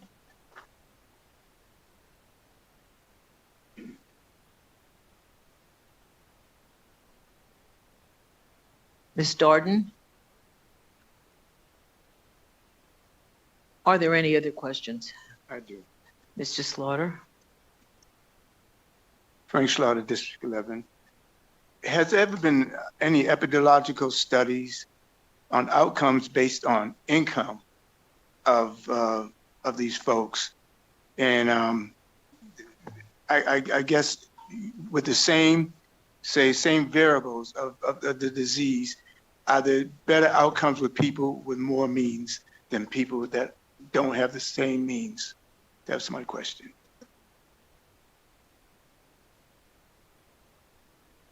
So thank you for this question. This is Peter Reed. What I would say is that I think across the spectrum of aging services, elders who have personal financial means are able to better access the resources that they would need to get support and are achieving better outcomes. And so that is true for people living with dementia, just as it is true for any older adult, and frankly, just as is true for anyone of any age in this country. People who have more financial resources are able to purchase better care and support for themselves. And those who are reliant on public sources of funding to get care and support have to navigate that system as best they can to try to get resources that will enable them to live well. But it certainly is a challenge, which is one of the reasons why we're encouraging an investment of public dollars to embed specialists at the county and regional levels to be able to provide that care management and support for people who may not be able to hire a private case manager or care manager. Thank you. Thank you. Thank you, Mr. Slaughter. Again, are there any other questions? On behalf of the forum, again, I would like to thank you so much for the presentation. We look forward to hearing back and looking at next steps. Have a wonderful morning. At this time, we will address agenda item number 5, a presentation on the prevalence of Alzheimer's disease in Nevada, long-term care, supports and services, and policy recommendations. Our presenter will be Mr. Phil Kalsman. Mr. Kalsman, you can begin. Thank you.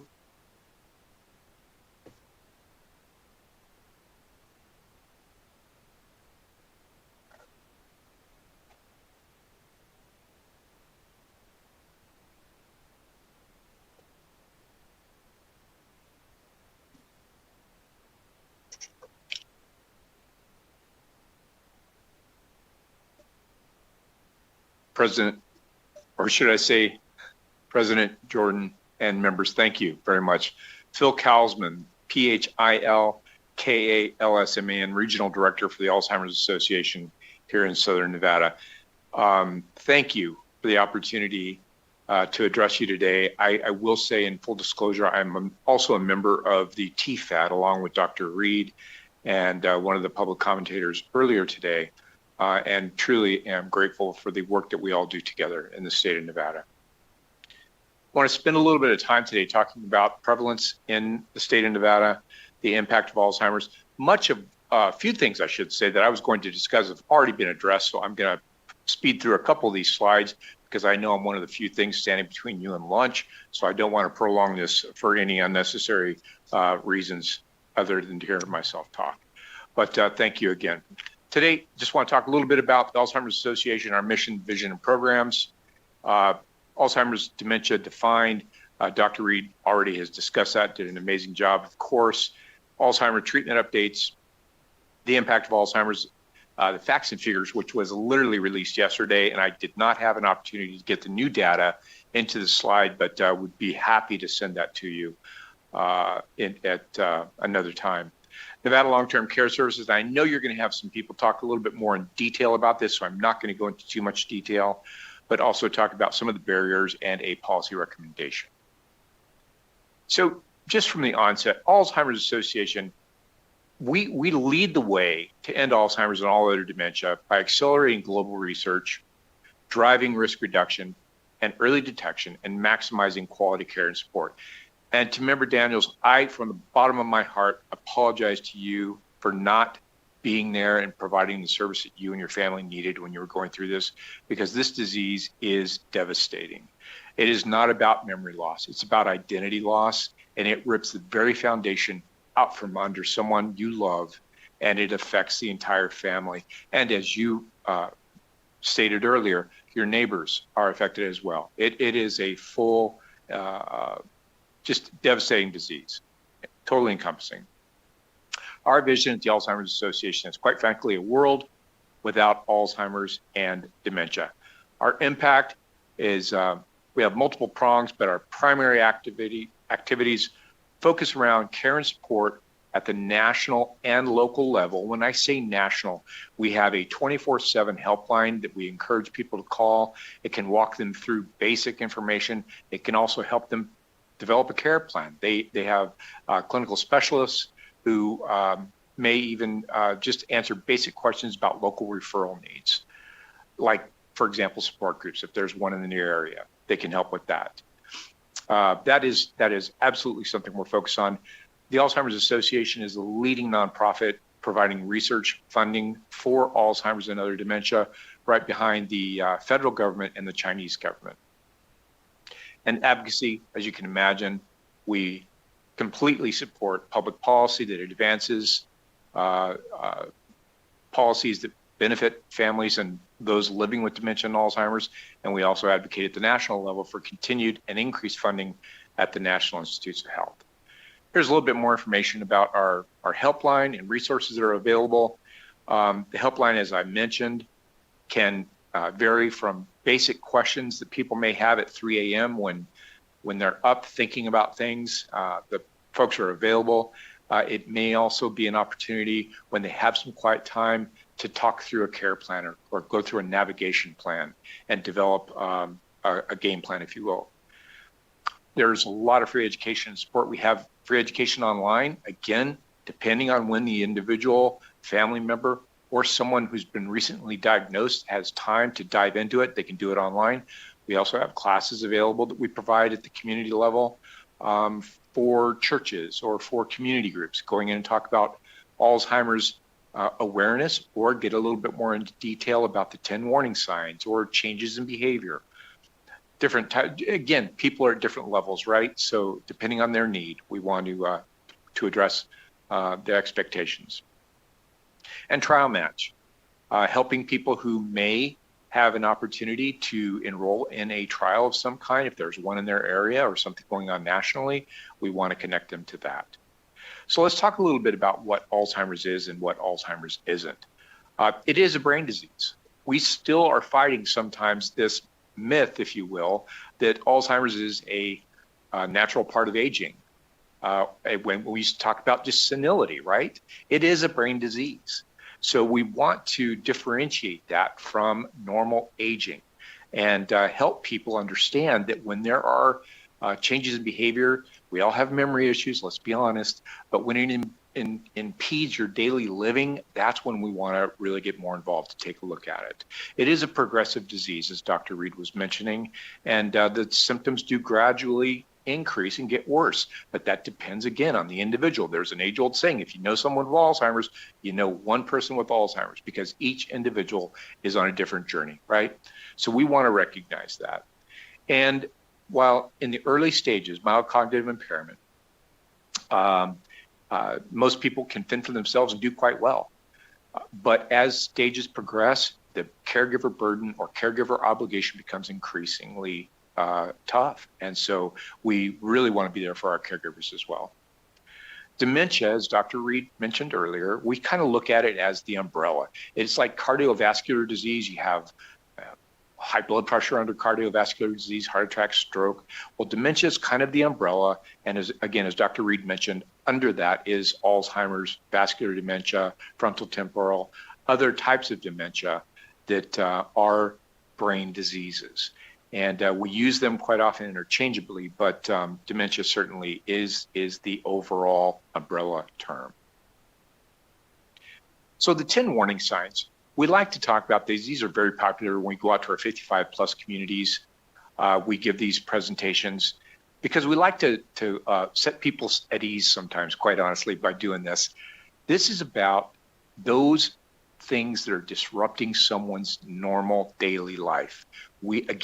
We all misplace our car keys. But when you find your keys in the freezer, we know there's a problem usually. That's a cognitive disconnect because they've forgotten what the keys are for. We literally were talking to someone yesterday who noticed their grandmother was taking silverware out of the dishwasher and putting them in her sock drawer, just not connecting the dots. That's that cognitive impairment that we want to take a closer look at. The other thing that we have to consider is what if it's a UTI? As you know, among the elderly population, UTIs are very common. That messes with your mind quite a bit. The cognitive impairment that those causes is real, and it could be something like that. Or a drug interaction. Maybe a person has been put on a new drug, and that is causing some of the cognitive impairment. The other thing that we see that is also common and men, I'm sorry to say this, but we're the worst when it comes to this, is social disengagement, right? Sometimes it's because of cognitive impairment. Sometimes it could be that their hearing is getting worse and maybe they need to get some hearing aids tested, get their hearing tested and have some hearing aids. That could re-engage them. But we know socialization is very important, and that is another key indicator that families also quite often will tell us, dad's just not as engaged anymore. The other big thing are common daily tasks. And we quite often see, say you've gone out for dinner and dad is having trouble adding up the tip. That was never an issue. He was always very sharp, but he can't even put the tip, he can't add it up appropriately. Those are just little things that we watch for, and we try to educate people on. Treatments for Alzheimer's, we have just recently had some incredible breakthroughs. In the past, Alzheimer's disease has been all about treating symptoms because there has not been a biologically altering treatment. The last couple of years, we have had some new anti-amyloid treatments available, and those are changing the biology of the disease and slowing down the progression of it. These are not a cure, but what they are doing is they're buying some extra time. We have some people who get on these and they feel like things have kind of slowed down for them, and they're getting some time back. And again, it's not a cure, but it is buying them some extra time with their loved ones, getting to go see one more grandchild graduate from college or whatever the case may be. So we encourage people, when appropriate, to talk to their healthcare provider about whether or not they might be a candidate. Caveat is there's always a catch. This is only good for people in the earlier stages of diagnosis. So we are really, really encouraging early detection and diagnosis, because then you may be a candidate for one of these new drugs. This is some prevalence data. This is, again, 2025, and this was just updated yesterday. I can send it to you. The big change, this is nationwide, the big change in the state of Nevada, our friends at DEER were mentioning this earlier, 65,000-ish people with dementia here in the state of Nevada. We have about 55,000 with just Alzheimer's alone, 65 and above in the state of Nevada. Now, what's interesting is we're discovering more and more younger onset, people 65 and under. And the reason we're discovering that is because we're looking. We are encouraging people to go and talk to their healthcare provider, and more healthcare providers are more in tune with taking this seriously with younger adults, because in the past, with all due respect to our healthcare community, it has quite often been kind of brushed aside as, oh, you're too young for this. It's probably stress. Well, we now know the more we look and really take it seriously, we're finding people under the age of 65 who are being diagnosed. But still, the most common factor is age, and ladies, you are, because you're living longer, more likely to get Alzheimer's than men.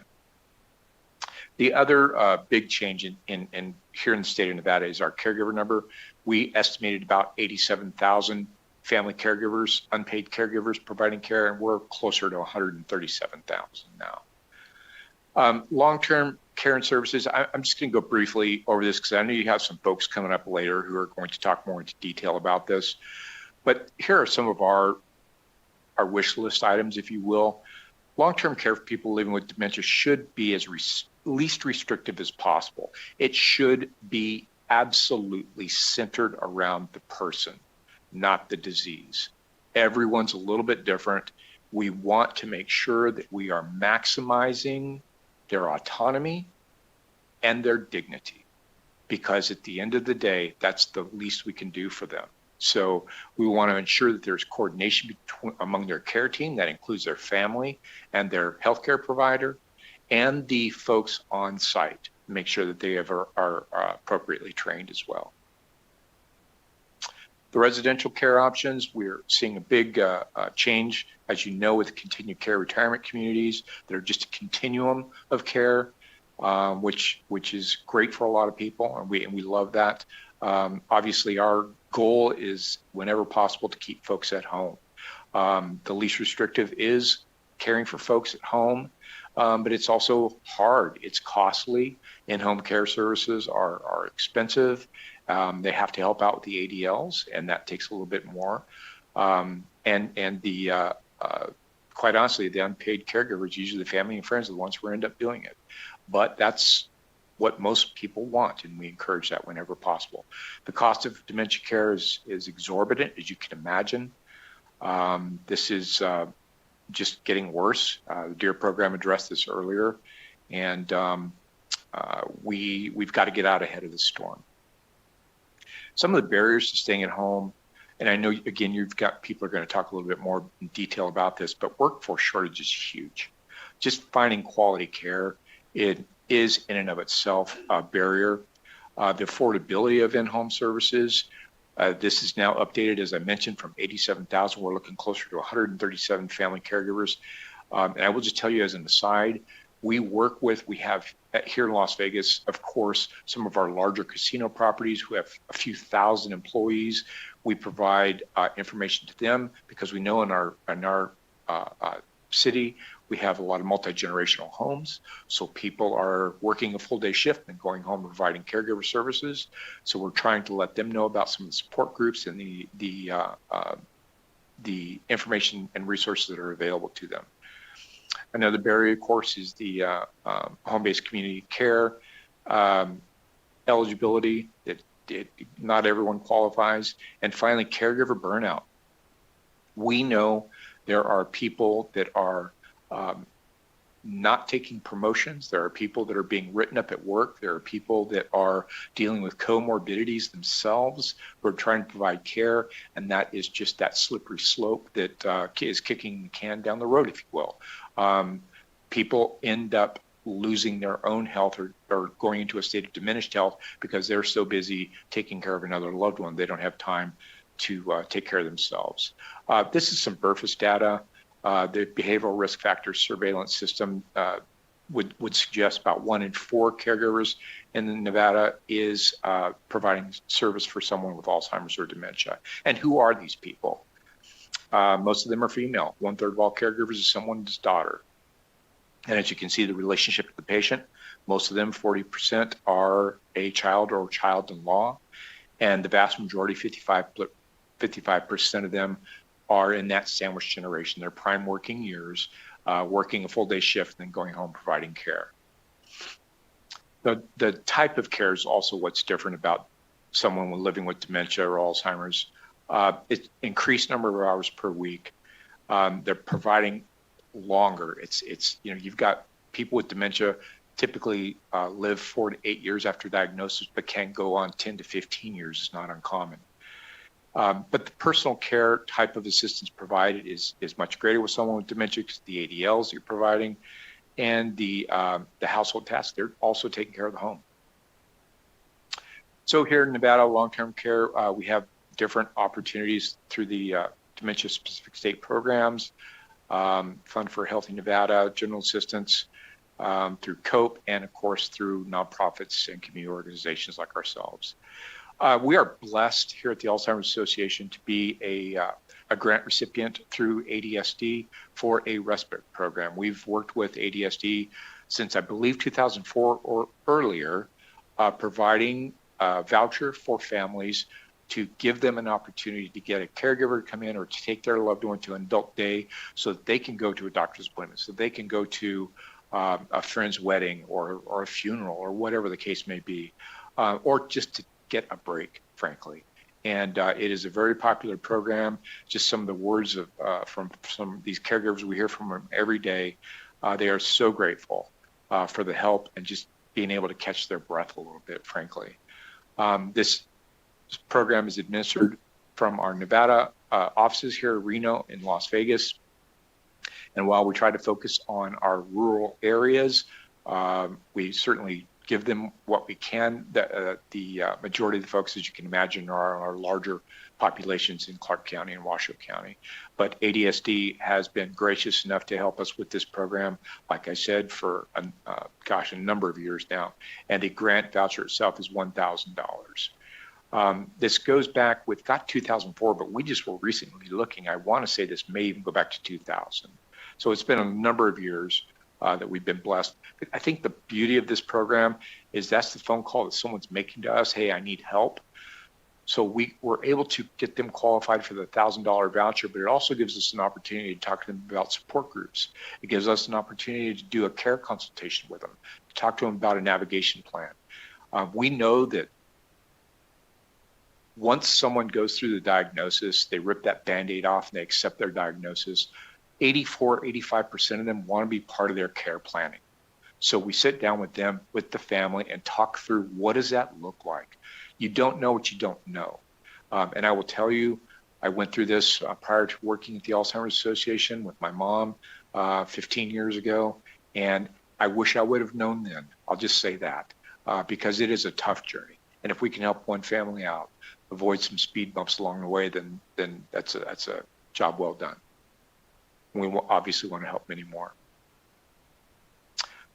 Finally, our policy recommendation would be to ask for your help. We would love to see this revenue increase for our respite program. It has been at this level for as long as I can remember, at $1,000.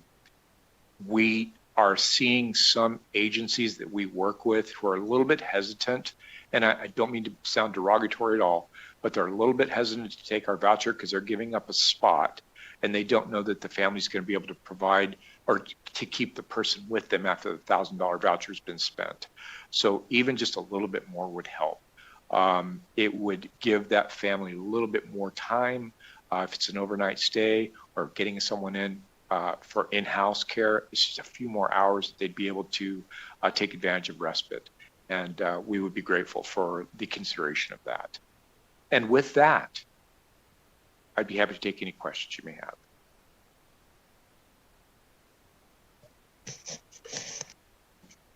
Mr. Slaughter is recognized. Frank Slaughter, District 11. This might be out of your privy as far as understanding, but is Alzheimer's a genetic disease or environmental disease? As we were finding out, Parkinson's has a chemical component to its disease as well. So we do know that there is a genetic link for some people. Mm-hmm. There's a gene, and I won't go into too much detail, but there's a gene that if you have it, percentages increase that you may develop Alzheimer's, but it doesn't mean that you will. Huntington's disease, I believe, is one. It's another one under dementia. Yes. That is very genetically passed down, yes. Genetically. Alzheimer's is again not a guarantee that you're going to get Alzheimer's, but it makes the likelihood higher that you might. We're still doing a lot of work. Why do women get Alzheimer's more than men? Well, again, number one factor is age, and God bless our women are living longer than men. But there are other factors. As far as the environmental is concerned, we're still looking at it. We're still learning. There are so many things that we don't know yet. But that amyloid plaque begins to build up and it kills those neurons, and we're trying to figure out why. And amyloid plaques are a protein, correct? Yeah. So when they get clogged up, we sleep at night, and our brain goes through a dishwasher effect, a rinse and repeat. And for some reason, in some people, it doesn't clear the amyloid out, and so that begins to build up and it chokes off the neurons. Yeah. Okay, well, understanding that it's the amyloid plaque, which is a protein, I guess we understand that there's a metabolic process in developing this protein. And I think that tools like CRISPR and artificial intelligence are going to be able to understand the fold of those proteins and maybe eliminate them. I would hope so. Yeah. I will be right there with you and clapping all the way if that happens.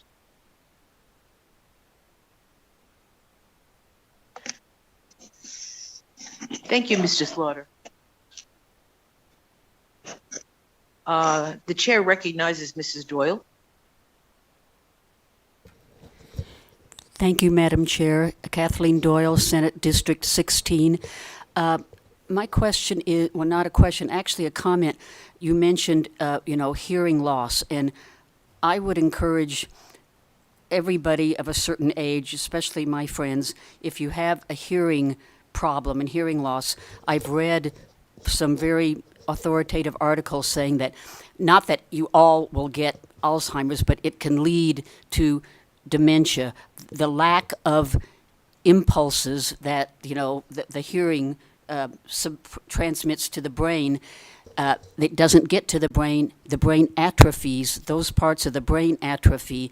Also, the individual is not getting information socially, so that kind of isolates them more and more, and that turns off their brain, and therefore they have connected hearing loss in some cases to dementia. So it's a good case for everybody getting hearing aids that needs it. Thank you so much. Do we have any other? Mr. Troth is recognized. I'll just inundate you with one. When you work with the vouchers, do you assist the people get the voucher process from the state, or are you actually given money and your operation disperses that money? Yes, that's correct. We're the pass-through. ADSD, it's grant. Yep. And so we work directly with the families and help them arrange the care and all of that. We do the billing, and then we just turn around and get reimbursed from the state. Okay, and I think later we're going to have some discussion on the criteria for those people being qualified or authorized to be caregivers, I believe is later on. There is a criteria for them to meet to be a caregiver. Okay. Yeah. All right. Yeah. So yeah, there are a couple of things we look at. Obviously, we want to reserve for those who are financially in need. So we do talk through those things. Yeah. And you guys, your process determines that if they meet those criteria. We work directly with the families. We call that the care consultation process. Okay. And when we get a referral from one of a social worker, one of the hospitals, whatever the case may be, we work directly with the family on going through that process. Thank you.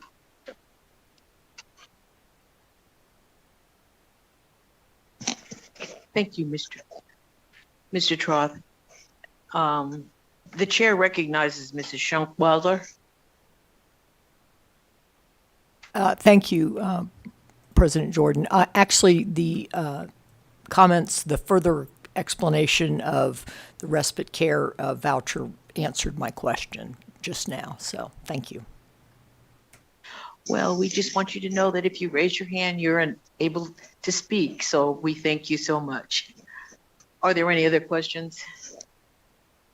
Seeing none, I would just like to say to Mr. Kalsman, a wonderful, comprehensive presentation, very informative and very helpful.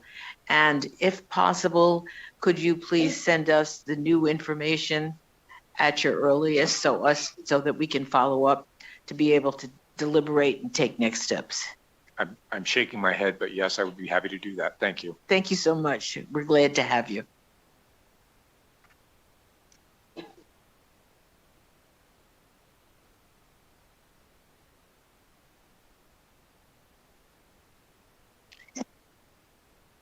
Oh my goodness. At this time, we're going to go to agenda item number 6, a discussion on the changes to the Supplementary Nutrition Assistance Program, also known as SNAP, by the Big One Beautiful Bill Act. And I think, is this Kelly? Kelly, pronounce your last name for me, please. Cantrell. Oh, it is Cantrell. Okay. So we have a presentation by Ms. Kelly Cantrell at this time. Thank you so much.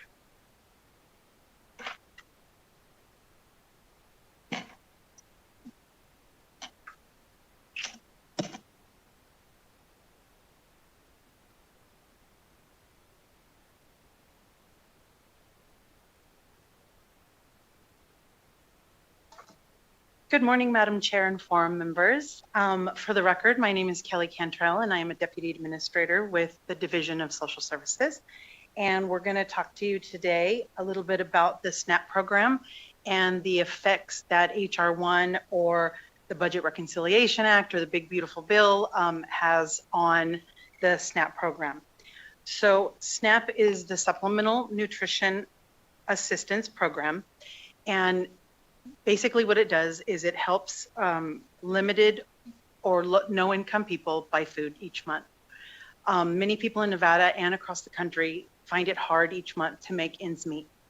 And when you factor in paying for rent, utilities, medical expenses, and all the other expenses that we have, there's often very little left over to be able to purchase food and even more so nutritious food. Each month, thousands of families come to our division to apply for and receive SNAP benefits to help feed their families. Interestingly, the first food program was introduced in 1939 and ran through 1943. The program was aimed to not only support families, but to also support farmers as we were coming out or approaching the end of the Great Depression. At that time, families would purchase food stamps or their stamps, and then they were given an additional allotment of free stamps, which then they could be that they could use to purchase specific surplus items like dairy products, eggs, grain, stuff like that that was in readily available at the time. The program returned as a pilot program between 1961 and 1964, when President Lyndon Johnson was then made it permanent. So it became permanent at that time. The program was overhauled significantly in 2008, and it was renamed SNAP. It used to be food stamps, as I think many of us know. They renamed it to help reduce the stigma of receiving those benefits and to focus on the nutrition aspect of the program. Today, SNAP is the largest anti-hunger program that exists in the United States, and it serves over 41 million people each month.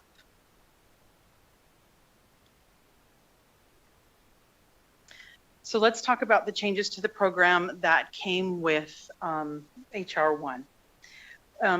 This act has significantly reshaped the program. It has led to reduced federal funding for the administrative costs, which are the costs that it takes to run the program. It implemented a portion of the benefit costs to states based on payment error rates, and it has more stringent work requirements, and it eliminates eligibility for certain immigrant families. And we'll go into this in detail, in each of these areas in detail as we move along. So let's talk about the administrative cost increase. So in Nevada, it takes about $100 million a year to administer the SNAP program.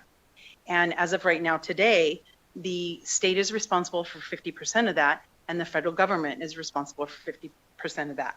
But effective October 1st of this year, that shifts to a 75-25% breakdown, where the states are responsible for 75% of those costs, and the federal government is responsible for 25% of those costs. So just in the first year, the first federal fiscal year that starts October 1st, that is an additional $19 million in administrative cost that the state of Nevada is going to have to absorb. And moving forward, as we move into new bienniums, that increase right now is projected to be an additional $25 million per year to the state of Nevada. Payment error rate. Historically, the federal government has been responsible for the entire allotment of benefits that we approve for families. Meaning if we issue $300 to a family, the federal government pays the entire $300. And never before have states been required to absorb any of this cost until this new legislation came out. And as you see on the screen, the payment error rate drives what percentage of the benefits that states will, or I should say may, have to pay. If your error rate is under 6%, so 5.99 or under, states will not have to pay a share of cost. And then it moves up and it goes from 5%, 10%, 15% is the cap if your error rate is 10% or higher. The screen or the numbers on the screen have been updated, so we rerun numbers fairly frequently to determine what we're truly looking at. And so here, 6 to 7.99%, which is traditionally where Nevada falls. We do get under that 6% sometimes, but instead of the 50 million you see, it's actually going to be 43.8 million is what it will cost the state of Nevada yearly to be able to continue SNAP benefits going to customers. And then the 100 million you see on the screen is 87.7 million, and the 150 million is 131.6 million if our error rate were to go up by that amount. But I do want to say we do not anticipate that happening. We're working very hard to see that it doesn't. And so this next slide shows our error rates for the last few years. And I'm going to talk to you a little bit about efforts that we have made to get that error rate under 6%. I think it's important here to point out that only 10 states are currently under that 6%, or I should say when last year closed out, only 10 states were under that 6% mark. So the majority of the country has an average error rate of 10%. So with us being between 6 and 7%, it's a very good number. It's just not good enough anymore because the rules changed. And so when the rules changed, we kind of saw the writing on the wall and we made some preemptive changes to try and get ahead of this error rate. One of the things we did is implement the requirement to interview at every application. So historically, people reapply for SNAP every 6 months.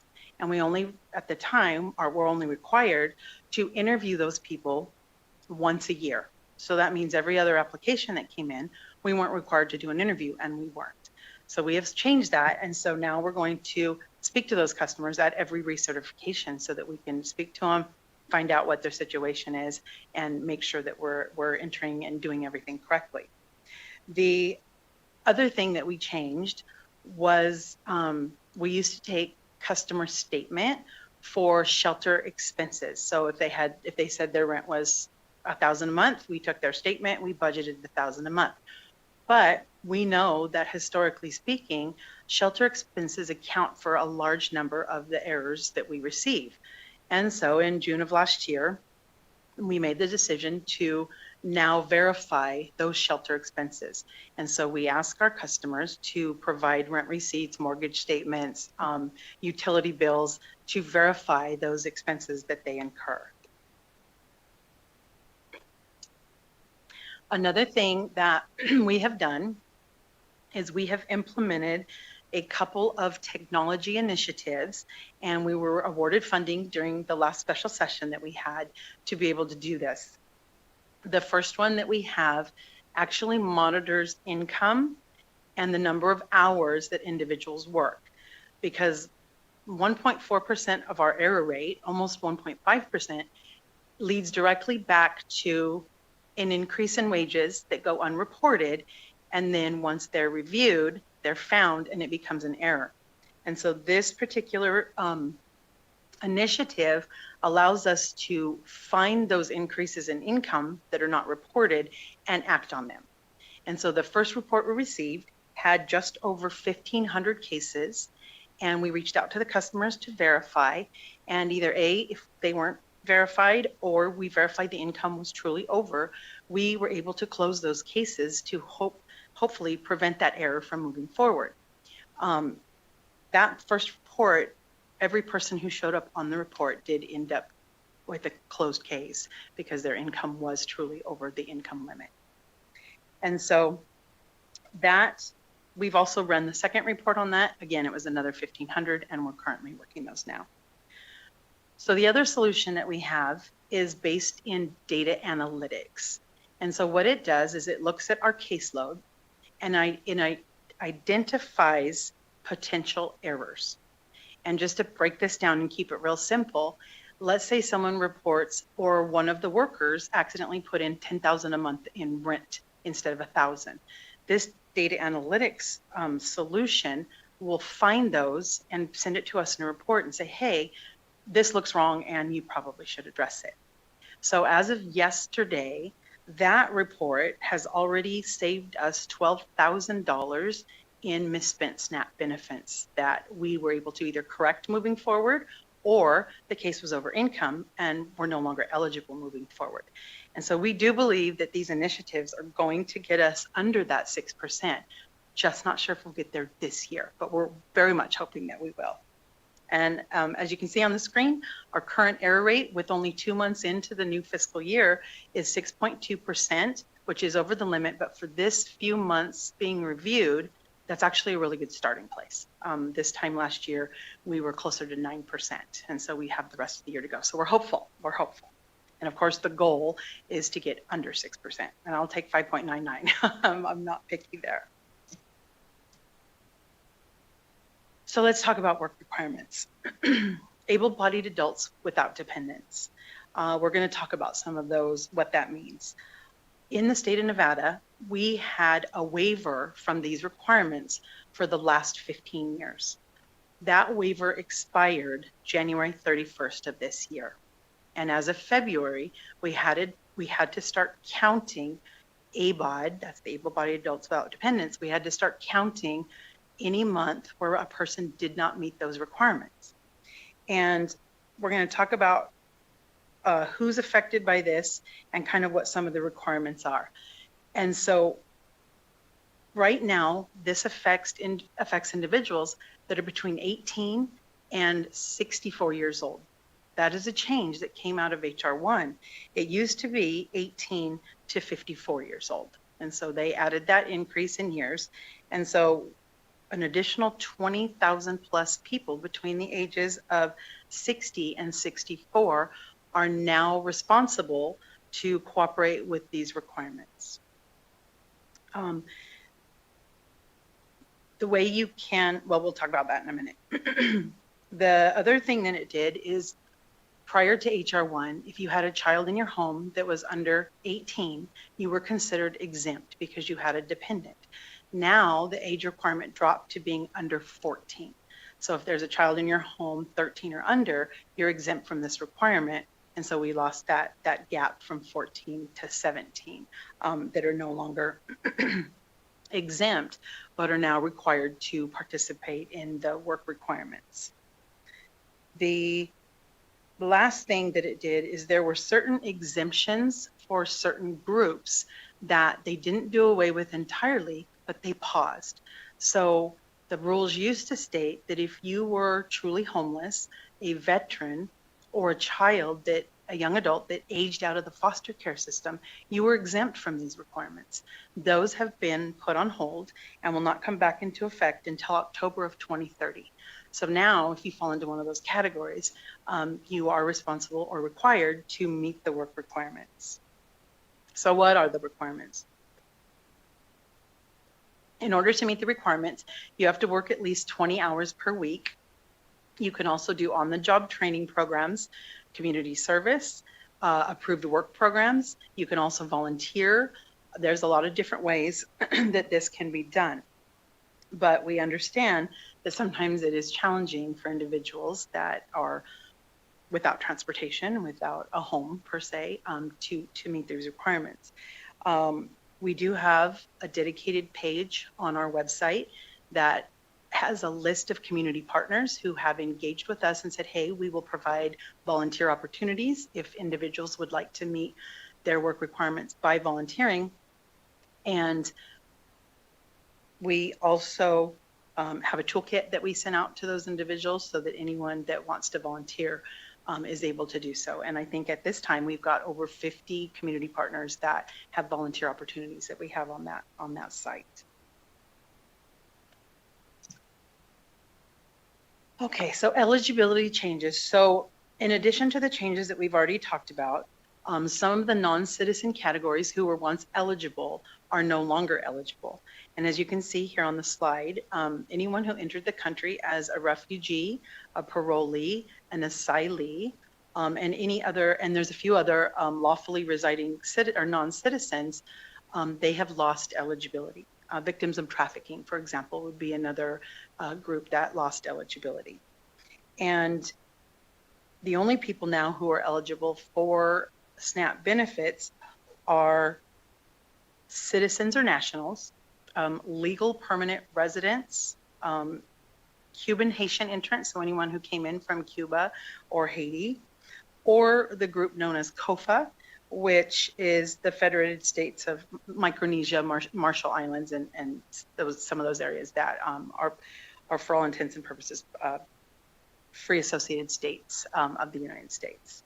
And so over the course of the last few months, we have worked to remove those individuals from eligibility.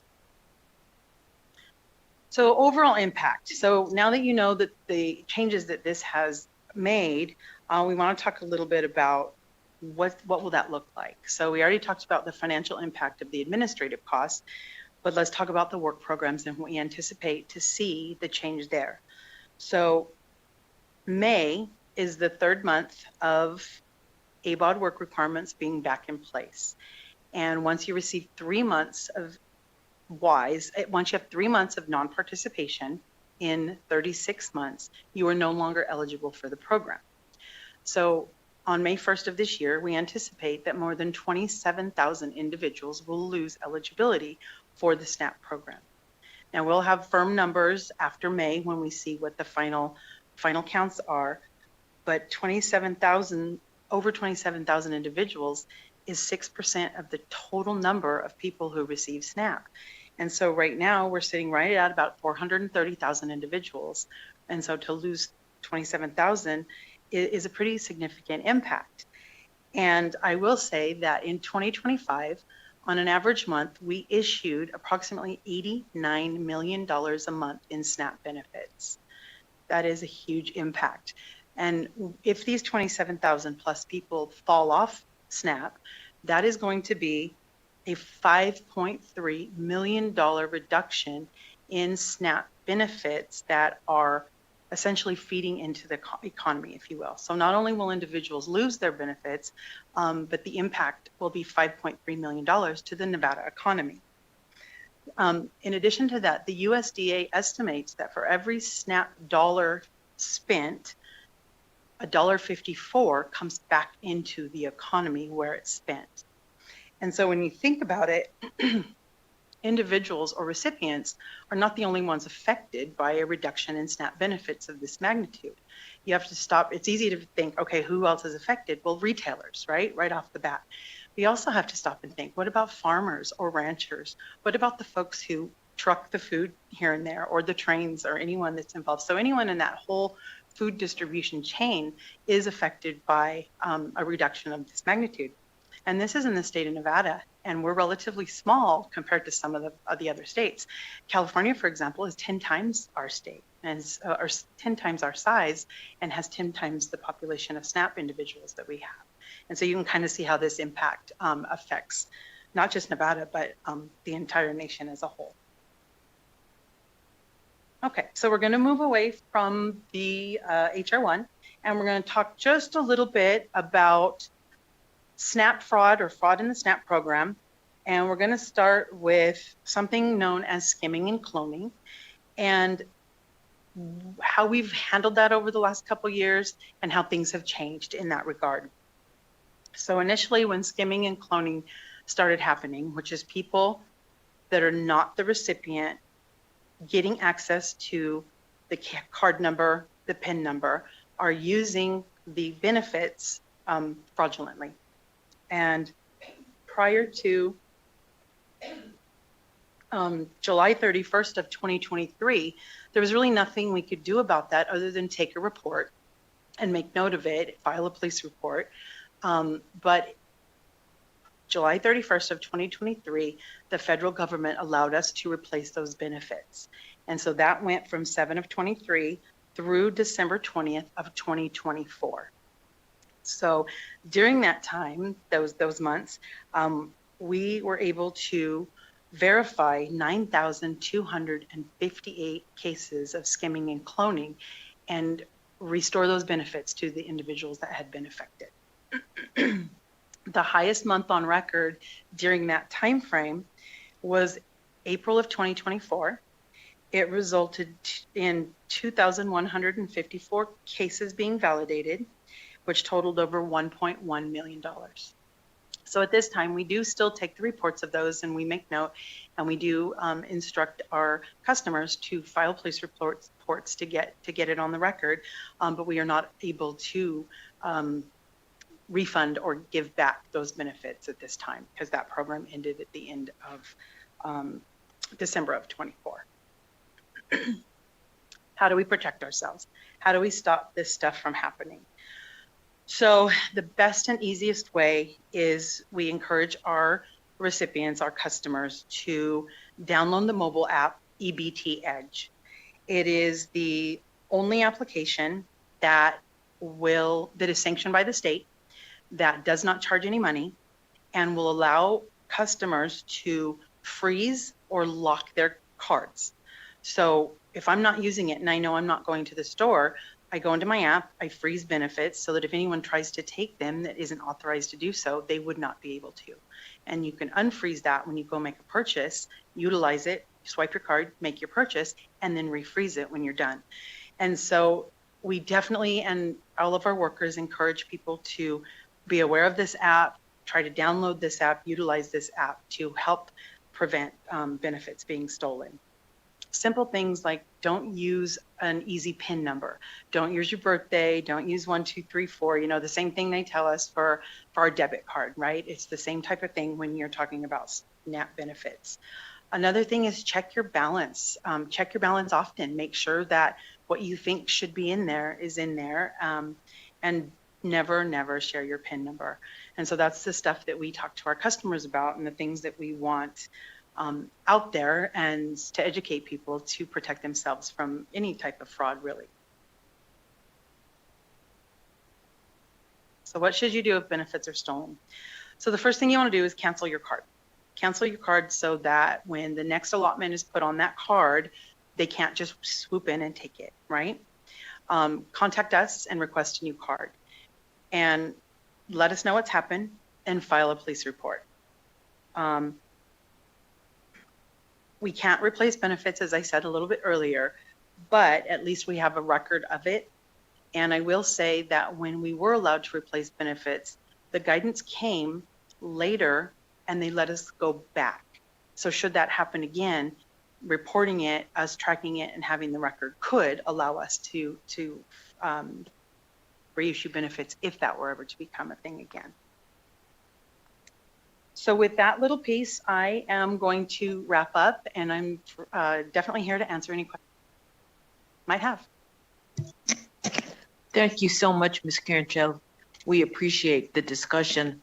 Forum members, do we have questions? I do. Mr. Thorne. I particularly want Mr. Thorne to speak because he did a wonderful job of making this something that we should all learn a little bit more about. So we appreciate it. Thank you so much, Ms. Cantrell, for being here. I appreciate your presentation and to answer a lot of my questions up front. I would like to go back a little bit and ask you some information regarding the SNAP error rate. I know you talked a little bit about some of the components of that, but I'd really like to see if there's a way that we can get a breakdown of the various components of that rate. How much is due to things like unreported income or just plain fraud? Break it down by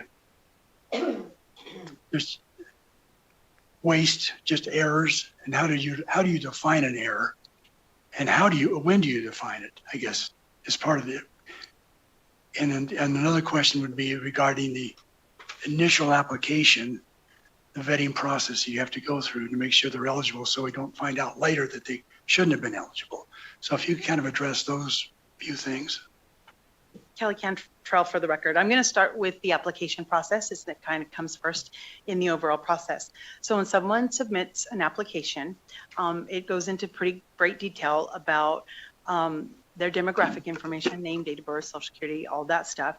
It asks about income, it asks about resources, it even asks some pretty intense questions about, felonies that someone may have been convicted for. How much is your rent? Do you pay utilities? Do you share housing with anyone? Do you eat with, purchase and prepare food with anyone that lives in your household? So it's a very comprehensive application. And when an individual is interviewed, and everyone for SNAP has to have an interview with an eligibility specialist, when they're interviewed, they go through and they verify the components that are reported. And so if there's income, so let's say they're working, we try to verify that income through electronic data sources if possible. And if not, we will contact the employer over the phone to see if we can obtain it that way. And as a last resort, we will ask the customer to provide pay stubs or a statement from their employer indicating how much they make. And that's kind of the same with everything that we need to verify. So like shelter, we try to verify it ourselves. If not, we ask the customer to provide it. There are times when things cannot be verified. And so, or we suspect that something might not be quite right. And the workers have the ability to do a fraud referral at that time. But if it's not something we can prove, if it's not something that truly identifies ineligibility, we will approve the case and move it over to our investigators to look at the validity of the case. So that's kind of how the application process goes. We also verify the demographic information through the Social Security Administration electronically. So we do have the ability to do that as well, to verify that at least the information they provided matches a real person, right? So I say that because there have been instances where the person we're talking to or the person in front of us may not be that person. AI has gotten very creative with some of these IDs and they look real, and sometimes it's very hard to recognize, right? So as far as the payment error rates, we definitely have a breakdown of what the error causes are. And we look at those causes every single month and we address them if they shift. But I'm going to tell you, they're almost always the same thing. It's always shelter expenses, income, and someone who's in the household that maybe shouldn't be.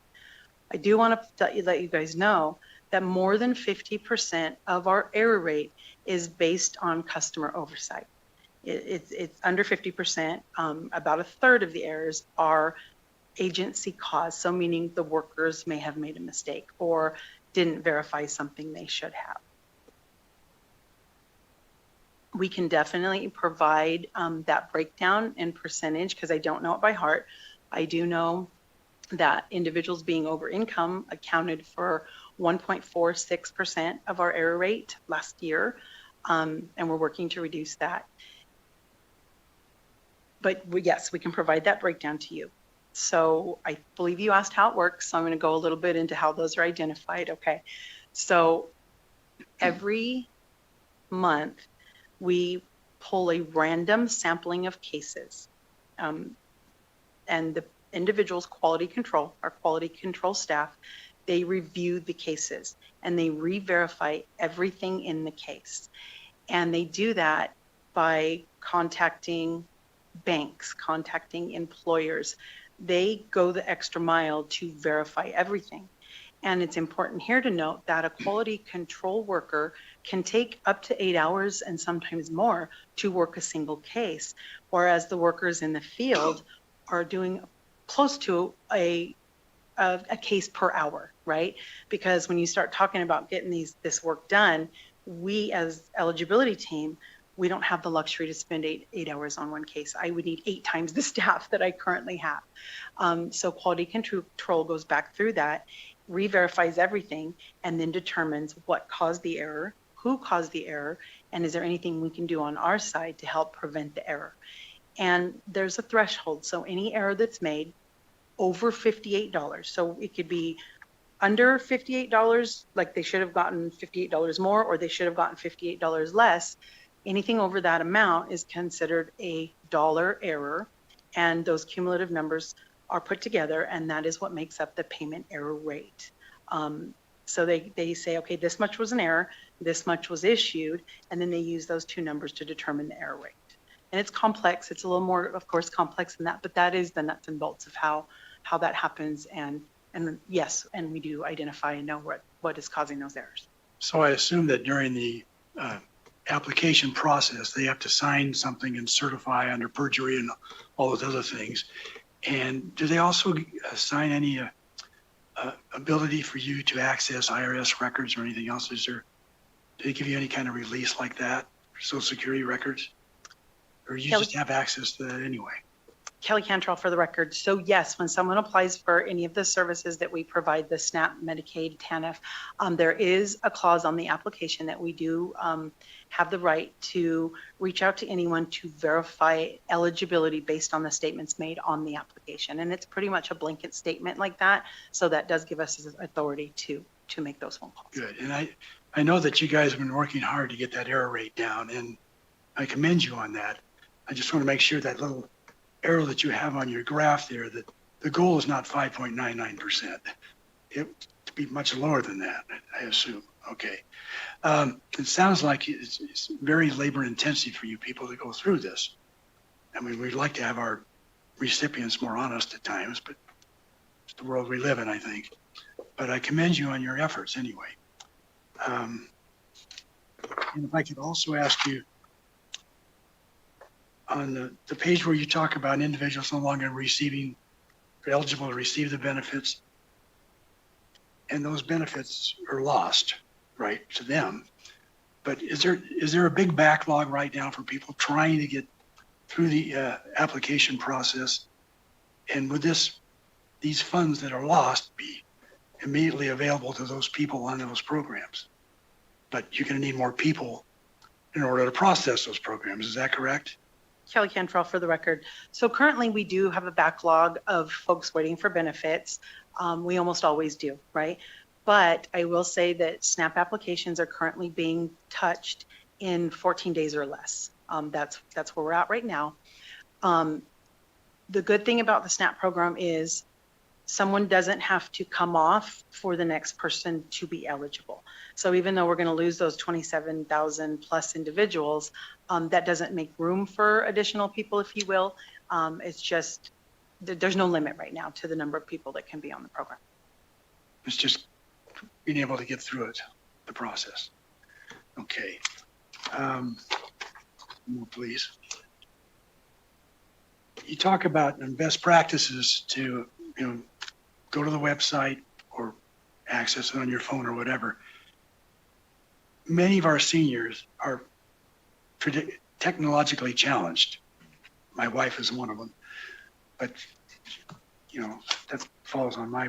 We won't tell her that. Yeah, really. So is there another way for them, like is there a phone number they can call to where they can get the same kind of information or go through the process to change their PIN or lock their PIN, or how are those kind of people that don't have immediate access to this kind of information? How does that handle? Kelly Cantrell for the record. They can. So on the back of the EBT card, there is a phone number. And if they contact that number, they can change their PIN, definitely. They can, I believe, and I will clarify this for you, but I do believe they can freeze the benefits. It's just a more cumbersome process, right, to be able to do it through them. But I would like to verify that and get that back to you to make sure that that is correct. And they can check their balance. And they can come to us and we could help them with the app. We're more than willing. Our staff are ready, willing, and able to help anyone try to navigate this app. Once it's on the phone, it's pretty easy to navigate. And so we really would love to get everyone here, but we do understand. And some individuals don't have phones. So complicated PIN numbers, you can change the PIN number as often as you want to keep it fresh and new. Check your balance. And if you can freeze those benefits, freeze those benefits. A lot of seniors have caregivers that have access to these SNAP cards. What can we do about that to help protect them, to make sure that people are using these things are not using it for their own benefit, but for the people they're supposed to be helping? Kelly Cantrell for the record. In order to be able to have access to someone's benefits, it has to be approved by the customer. And once it's known as an authorized representative. So when someone assigns an authorized representative to purchase on their behalf or to make changes on their case, it's, unless that's removed, that would be very challenging. It really would. Luckily, I haven't heard of a lot of incidents of that happening, although, right, I've been doing this a very long time and I know that it has. But when someone is an authorized representative, unless we know about it and can stop that, it can be challenging. And one last question, please. You said you have some technological enhancements to your program. Is the card itself pretty much the most up-to-date kind of card, or are we missing things like where you can just tap instead of swipe and those kinds of things? Is there some improvements that can be made on the technological side of the card itself? Kelly Cantrell, for the record, yes, there actually is. Many states have moved to cards with chips in them, like you just said, the tap, and we are looking into that. And there's mixed reviews, like some folks swear that that does help reduce the fraud, and you have other reports that say, no, it really doesn't. But if it could help one person, right, we are looking into it. It is something on our radar and we are investigating. So absolutely, there is that has been updated as an option. Well, great. I applaud you for your efforts and appreciate your comments. Thanks. Thank you, Mr. Thorne. Do we have any other questions? Mr. Fulmar? Yes. I want you to help me make sure I understand. Going back to the error rate, and if I understand what you said, below 6%, then the state does not have to match the SNAP contributions. So it's totally a pass-through. You said there's 5 states that are under. Kelly Cantrell, for the record. 10. Was it 10? It is 10. I'm sorry. Yes, that's okay. Yes. Is there a list of those 10 states? Yes. I would like to have that. Okay. Yeah, that's what I need. Thank you. Forum members, do we have any other questions? Mr. Troth. Thank you very much for your presentation. Excellent information. Can you give us an idea of how many staff that you have that works these issues and how many offices? Kelly Cantrell, for the record. So we have 1,241 eligibility staff. Some of those are carved out for purposes such as hearings or investigations, but the majority of those staff do process applications and do eligibility for the programs that we administer. And forgive me, I forgot the second part of your question. How many offices, locations do you operate out of? Kelly Cantrell, for the record. I believe we have 22 offices that are public facing for eligibility purposes.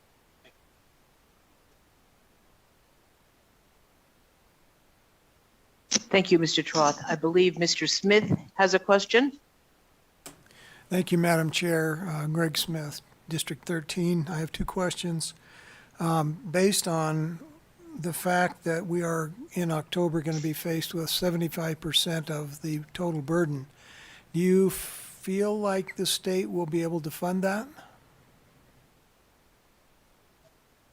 Kelly Cantrell, for the record, I don't have feelings on it. I'm going to say that I do believe the request will be made.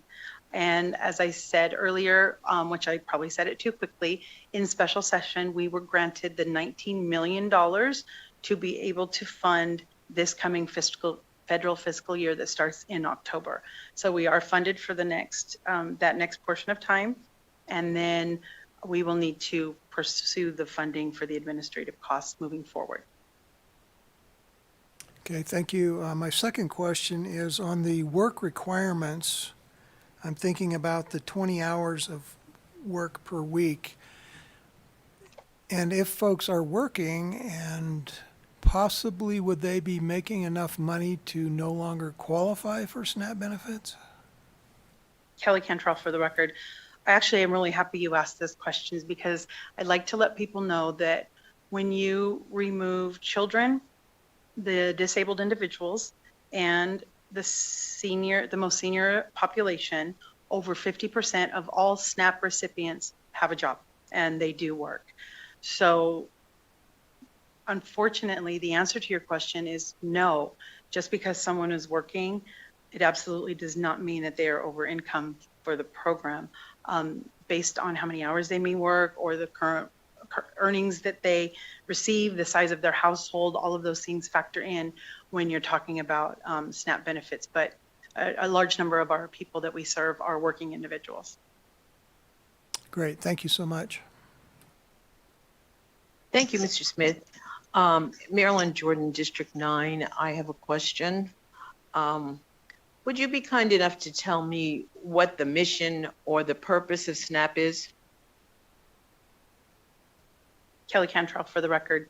The mission, the purpose of SNAP is to help low or no income individuals and their families be able to purchase food and nutritious food on top of that. So it's to help people make ends meet when they're struggling. In the presentation this morning, I can accept that as the mission, but it seems like we're going in the opposite direction because most of the things that you discussed is taking away things from everybody, not giving them anything that they need, and that is stressing to me. The presentation is that if we have to pay an additional 25%, and we keep taking all of the reasons for SNAP away, what's the purpose?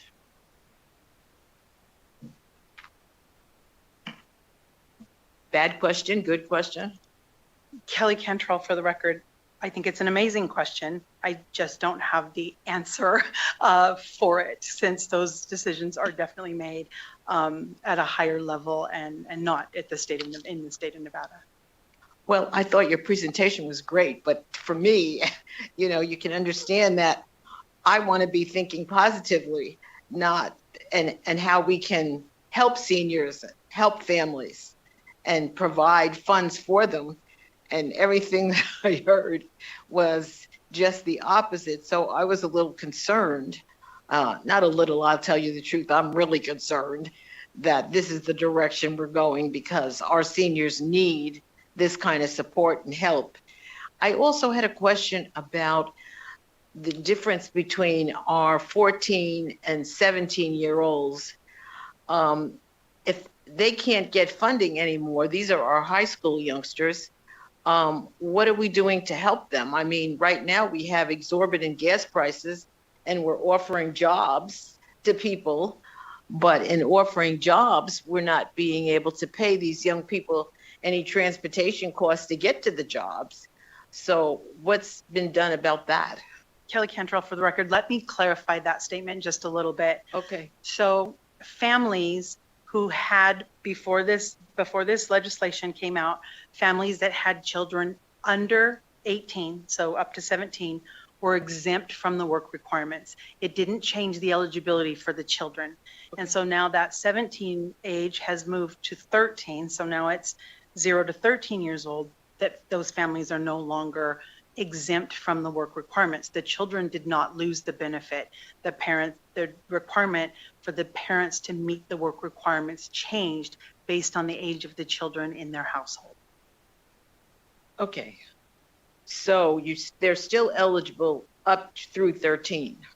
Kelly Cantrell, for the record, children are eligible up through 18 and of course beyond based on income, based on their income.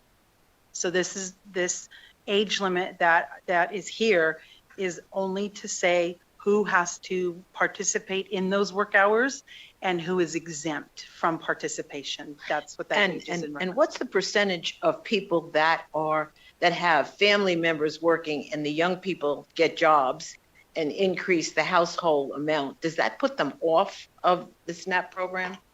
Kelly Cantrell, for the record, in most cases, there are exceptions to what I'm about to say, but in most cases, a child in high school, 17 and under, their income is exempt. there are some caveats to that, but for the most part, 17 and under children income is exempt. Okay, thank you. I really appreciate your presentation. It tells us a lot about what direction we're going in. Oh, let me just say that we have one other wonderful member who has a question. I also have to turn on my mic. I realize the EBT benefits are available for certain products, not every commodity. Is there, or what is the department or division that regulates what items are eligible for EBT coverage? How often is that reviewed? And who determines the guidelines as to what products may or may not be used with EBT benefits? Kelly Cantrell for the record. The USDA, through the Farm Bill and other means, are the ones who determine the products that are eligible to be purchased with SNAP benefits. And right now, it's fairly broad. Food products that are food, so packaged foods, hot foods are not purchased. If you go into a store and you want to buy a rotisserie chicken, a hot one, you're not able to buy that. It's considered, it's a hot food, and hot foods aren't covered. Prepared foods, right, aren't covered. But aside from that, every other food item is eligible to be purchased with SNAP benefits.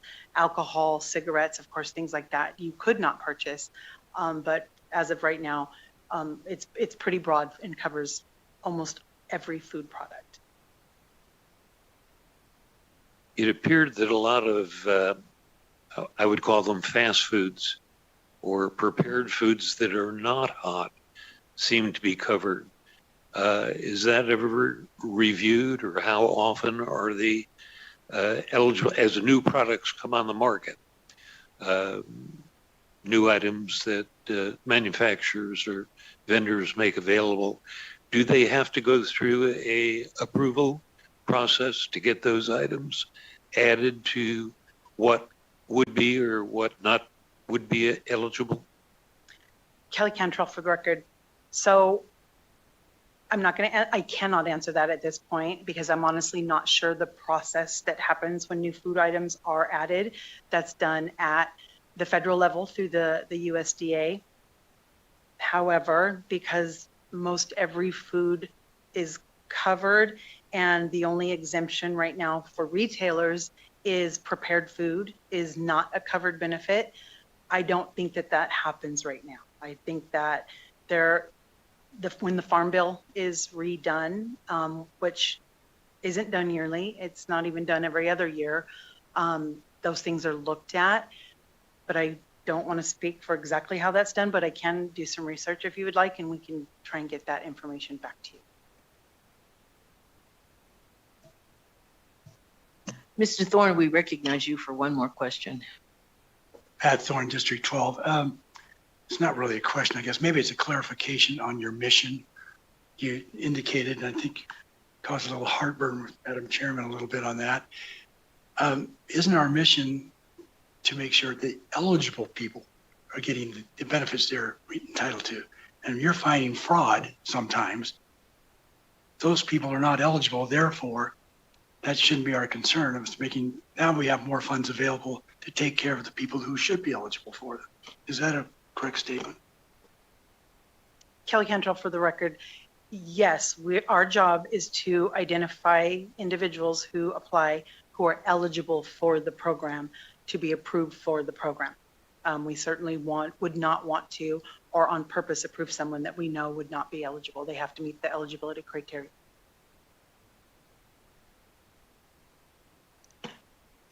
Seeing that we have no other questions, we do indeed thank you, Ms. Kelly Cantrell, for your wonderful presentation and your happy face. Thank you. Please come again. At this time, I think we're going to take a break and have some lunch. So let us resume where we are in about 30 minutes, if that's possible. Thank you, forum members.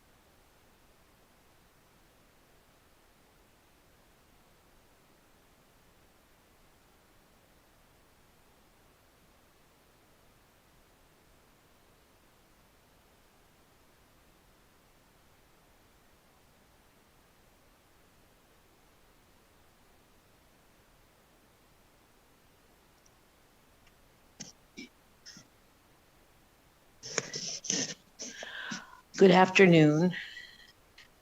We are now looking at agenda item number 7, an overview of current challenges and opportunities regarding long-term care supports and services for seniors in Nevada.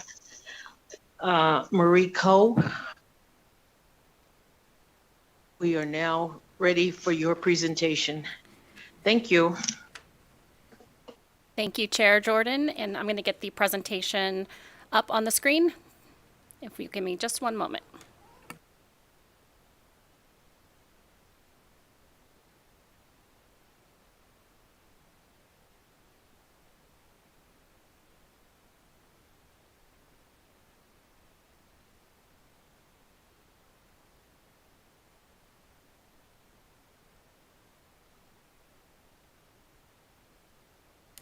Good afternoon, Chair Jordan and members of the committee. My name is Marie Coe, and I serve as the State Ombudsman for the Long-Term Care Ombudsman Program. Here with me today is Social Services Chief Jamie Amata, who will also be co-presenting with me.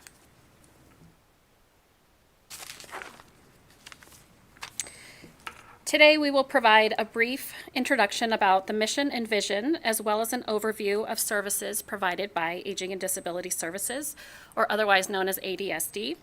We will then review the program updates for the Long-Term Care Ombudsman Program, waiver waitlist, and then close with challenges we have seen in long-term care services and supports. This is our mission at ADSD. We believe every Nevadan deserves the opportunity to lead a meaningful and independent life. We support individuals of all ages who have a disability, senior Nevadans and their families and care networks by connecting them to programs and resources that help them navigate challenges and plan for fulfilling futures.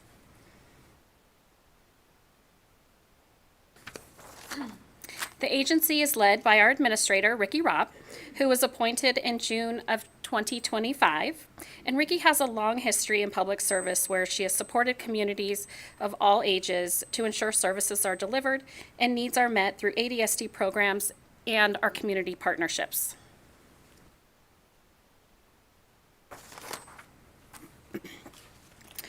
We will discuss program updates, waitlist status for the frail and elderly waiver, COPE and PASS programs, the Older Americans Act funding updates, and long-term care ombudsman program trends from complaint data.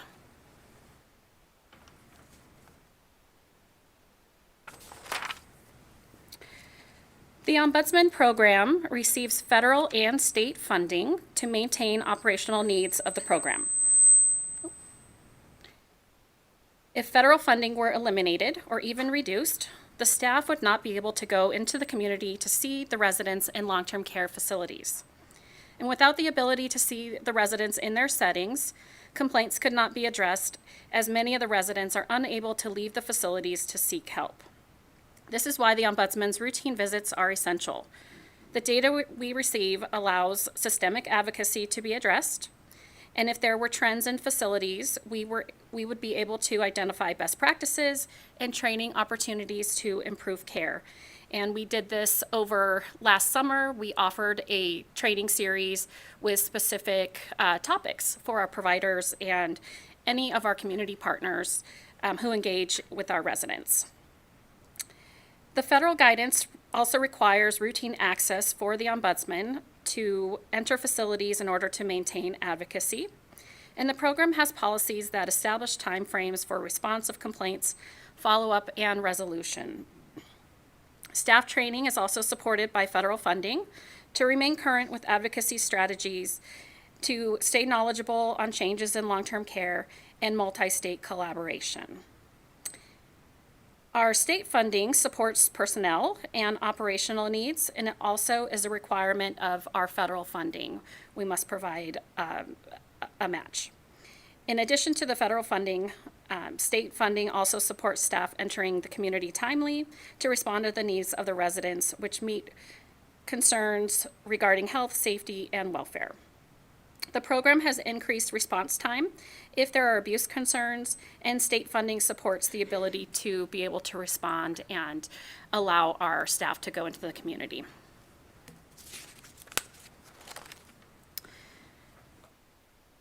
In 2025, top trends were regarding care needs not being met and unsafe discharges, and care needs such as not being able to be assisted for bathing or using a restroom timely, as well as medication not being administered. These are concerns that increase health needs such as wounds that could develop if somebody was not assisted with toileting, as well as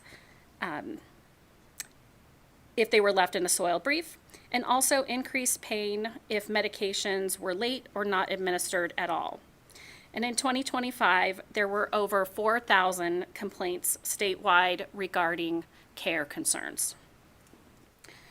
Unsafe discharges have continued to be a trend for the past few years, and residents entering long-term care with needs that cannot be met at home. However, when a rehabilitation coverage ends, they are faced with unsafe discharge notices. Often, residents can be sent to homeless shelters or back to independent settings where their care needs may not be able to be met. The Ombudsman program has continued to provide education, advocacy, and we have partnered with our legal aid programs to ensure resident safety and discharge regulations are followed. And we had 760 complaints, so each resident represents one of these complaints in the past year. A trend that has been rising is inappropriate admissions to secure units or locked areas of facilities. And I bring this up because the person loses all freedom in these settings to move around the facility, to go outside when they want to. The doors are locked. Personal items are locked away, such as a lipstick or lotion. This would be appropriate for somebody who could not recognize these items as toxic substances, but this is not always the case, and my office has assisted several people to move to a less restrictive setting. The criteria for admission is a level of care assessment by someone who may or may not know the resident, but here's concerns from a family member or friend. The admission paperwork is being signed by someone with no legal authority to confine a person. It is not always somebody with a guardianship through a court who might have permission. It could be a son or daughter, a friend who is signing these documents. And the Ombudsman program works with the residents to provide and providers to obtain evaluations to confirm if that person can be moved to a less restrictive setting. And we have been successful. However, again, it brings up that initial concern about the admission process. Residents should be afforded the right to be in the less restrictive setting first, and then increased support should be added as needed after. All these areas highlight the need for increased staff. Nevada follows a national standard of minimum staffing standards for skilled nursing facilities. This is 3.48 hours per resident per day. And this amount makes up 0.55 of nursing hours and 2.45 hours of a nurse's aide, such as a certified nursing assistant or a CNA. And CMS repealed an increase to this amount in December of 2024. However, many states have increased staffing ratios, and that has supported the increased quality of care for residents. There was also research conducted in 2020 where a recommendation of 12 residents to 1 staff member was looked at and made. And then the American Geriatric Society also supported and published a paper in May of 2025 supporting an increased amount of staffing in skilled nursing facilities. And I will now hand the presentation over to my colleague, Jamie Amata.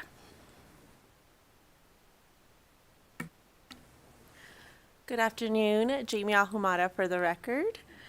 I would like to start with Aging and Disability Services Divisions operates 3 Medicaid home and community-based services waivers that support older adults and individuals with physical disabilities. These include the frail elderly waiver, the waiver for persons with physical disabilities, and the newly implemented structured family caregiver waiver.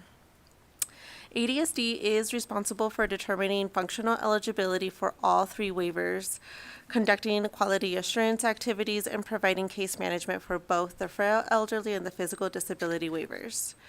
Nevada Medicaid serves as the administrator of these waivers. So this includes managing the application and the renewal process, with the Centers for Medicare and Medicaid Services. Establishing the policy and defining covered services and completing its own quality assurance activities. One important clarification is that ADSD's budget includes funding only for staff who conduct eligibility determinations, quality assurance, and case management. All funding for direct services provided through these waivers is held with the Nevada Medicaid budget. Next slide, please. On this slide, this shows the current wait list across our programs. The Frail Elderly Waiver has 2,536 people waiting for a slot, and the Physical Disabilities Waivers has 638. Individuals on both the FE and PD waivers are now seeing wait times that exceed 2 years, even with our efforts to prioritize applicants with the highest needs. In comparison, the state-funded programs have a far smaller wait list. COPE has 13 applicants waiting, and our personal assistant services has 38. These differences highlight not only the high demand for the waivers, but also the capacity and structural limitations that come with operating federal authorized programs. Thank you. In this slide, we are showing the funding under the Older Americans Act has remained nearly flat for several federal fiscal years. Although the act has yet to be reauthorized, there is an appropriation in place for federal fiscal year 2026, and the funding levels across all 5 parts remain essentially unchanged. The OAA is organized into 5 major parts. Title B, 3B, Supportive Services, covers our transportation, case management, homemaker services, and other essential community-based supports. Title 3C, Nutrition Services, provides funding for both home-delivered meals and congregate meals. Our Title 3D is our evidence-based programs, health promotion and disease prevention programs with proven outcomes, such as fall prevention programs. Our Title 3E is our Caregiver Supportive Services, assistant for family caregivers, including respite and training. And our Title 7 elder rights programs include the Long-Term Care Ombudsman Program. One important detail is that the Long-Term Care Ombudsman Program receives funding from 2 sources: dedicated federal funding through our Title 7 and an additional $716,000 from Title 3B. This dual funding structure is central to how the Long-Term Care Ombudsman Program maintains services undergoing flat federal appropriations. Excellent. These next slides will highlight several trends and challenges that continue to service across our strategic planning efforts.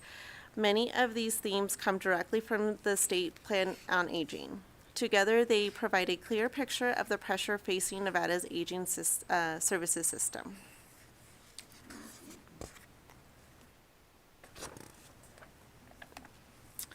On this slide, this reflects how individuals access services across the system, whether they are seeking Medicaid waivers, state-funded programs, or community-based supports. People often begin by trying to understand what they qualify for, what services exist, and how to navigate different entry points depending on their needs and circumstances. Nevada Care Connection provides another way to access services by offering resource and service navigation that helps people navigate these complexities and understand the options available to them. At the same time, we consistently hear about barriers that make this process difficult. Information's not always easy to find, eligibility pathways are complex, and many individuals fall into the missing middle, those who earn too much to qualify for public programs but cannot afford to pay for services privately.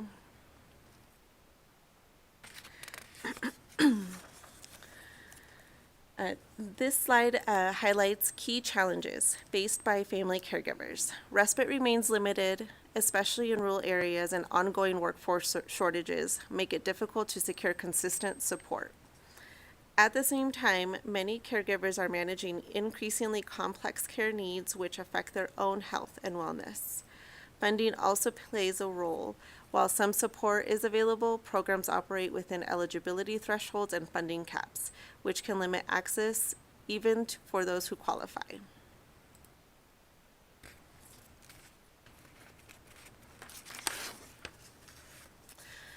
On this slide, the highlights the major challenges within Nevada's direct care workforce. Workforce and social services systems are not always aligned, and the statewide investments often prioritize traditional health professions rather than in-home care. Demand for services continues to grow, yet Nevada had only 22,260 direct care workers in 2023. Even with a $16 per hour PCA minimum wage, low wages and inflation make recruitment very difficult, and many workers continue to live in low-income households. Benefits are also limited, with many positions lacking paid leave or other basic supports. Shortages are especially severe in rural and frontier areas, where most agencies have little to no presence. Overall, direct care workers remain essential to Nevada's long-term services system, yet their contributions and challenges they face are often under-recognized.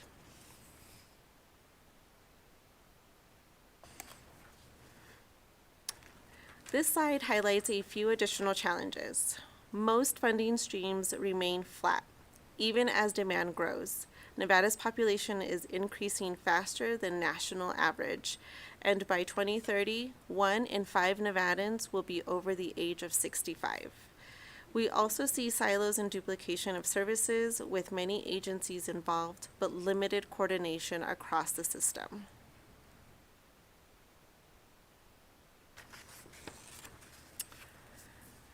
Now that we have looked at the key trends and challenges within Nevada's LTSS system, we'll shift to potential opportunities and solutions, both for addressing waiver waitlist and strengthening the long-term services and support system as a whole.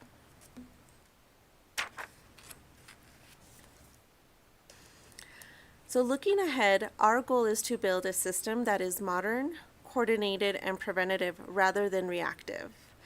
Embracing practical technologies such as medication management tools and remote supports can help people stay safe at home and reduce avoidable crises.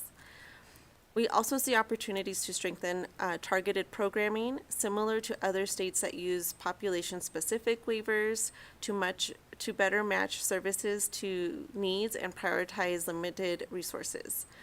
A major shift is supporting people earlier through prevention and long-term planning before they reach a point of emergency.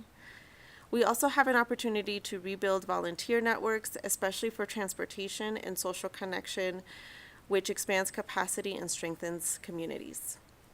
Cross-agency collaboration remains critical, and streamlining intake processes will improve access for families while giving us better data to guide future planning.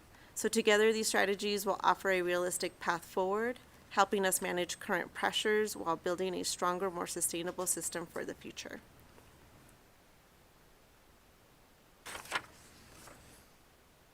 All right, so this is where the themes we've discussed connect. So Nevada's aging landscape is changing quickly and across the country. States are responding with a multi-sector plan on aging, a coordinated framework that aligns policy, service delivery, and community partners around a shared vision for aging well. 25 states have already adopted MPAs. An MPA is a structural approach, not a program. It brings together sectors such as healthcare, housing, transportation, and long-term services to reduce fragmentation and promote consistency. For states experiencing rapid demographic shifts, this coordinated model helps them address similar challenges in more organized ways. In those states, pairing an MPA with the No Wrong Door effort improves awareness to both public and private service options, streamlines eligibility processes, and supports more informed decision-making for individuals and families. No Wrong Door transitions from a concept to an integrated access system. And taken together, these approaches show how other states are addressing the same pressures we see here: siloed systems, access challenges, and growing demand through long-range cross-sector coordination designed to strengthen independence and improve quality of life for older adults. And any questions?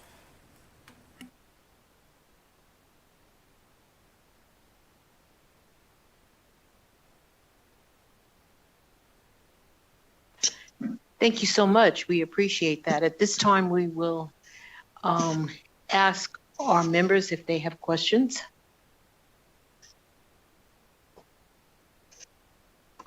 Mr. Troth. Yeah, Roger Troth from Senate District 18 in Las Vegas. 2 slides, 12 and then I guess 13. On the funding thing, it says eligibility thresholds and funding caps. Who determines those thresholds and funding caps? Thank Is you. that a state agency, a federal agency, county, cities? Who's? Yeah, thank you so much for your question. I'd like to defer to my colleague in Las Vegas.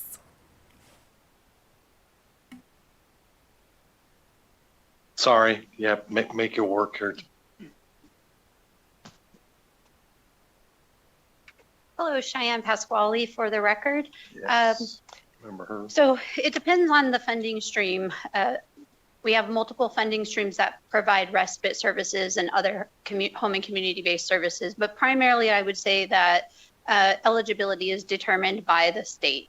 So if it's a waiver program, those eligibility requirements are determined by Medicaid.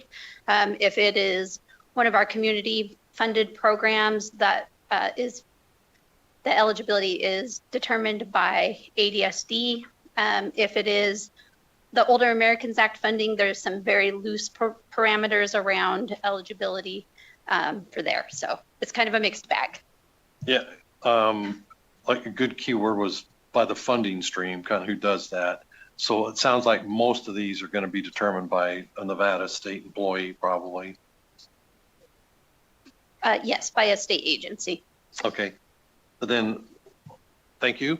Follow-up question on the next slide on number 13, and I think we're going to talk about this a bit later.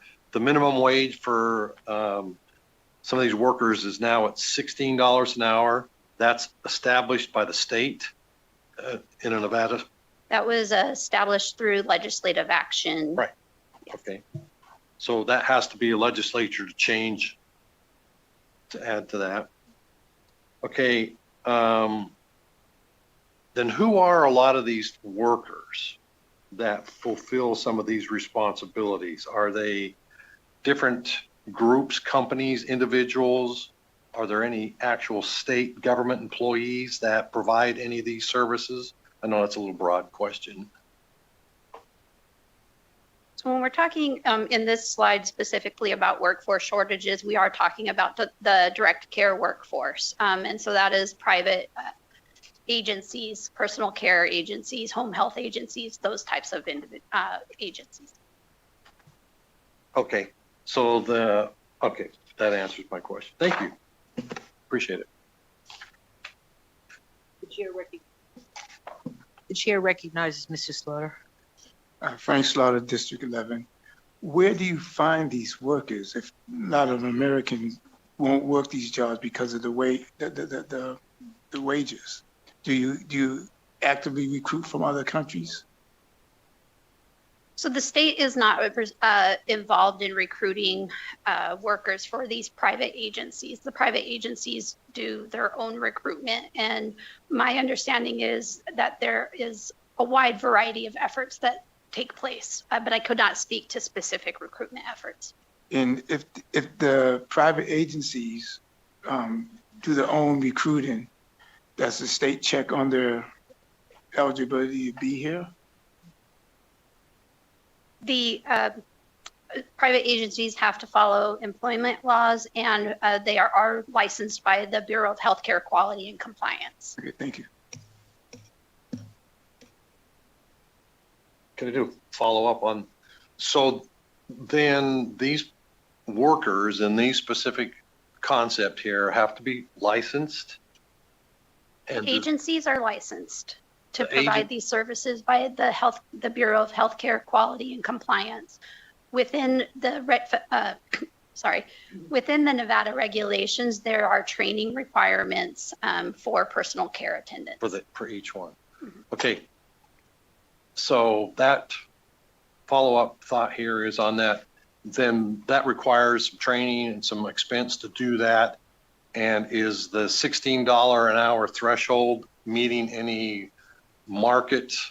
Are there, that's not a lot of money for what's being done here. So there's no market pressures on this because there's a set arbitrary minimum wage. Is that making sense or not?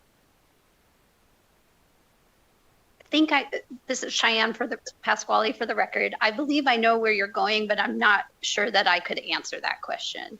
It may be maybe Medicaid may have some more information, or the Bureau of Healthcare Quality and Compliance. Yeah, I think we have somebody from there next. Because that might be obviously an issue in recruiting. If you're not paying people and there's no market, pressures to change that, why should somebody do this work? All right, thank you. Thank you, Mr. Troth. Any other questions?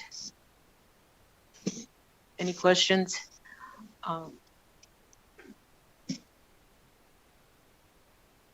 Ms. Daniels is recognized.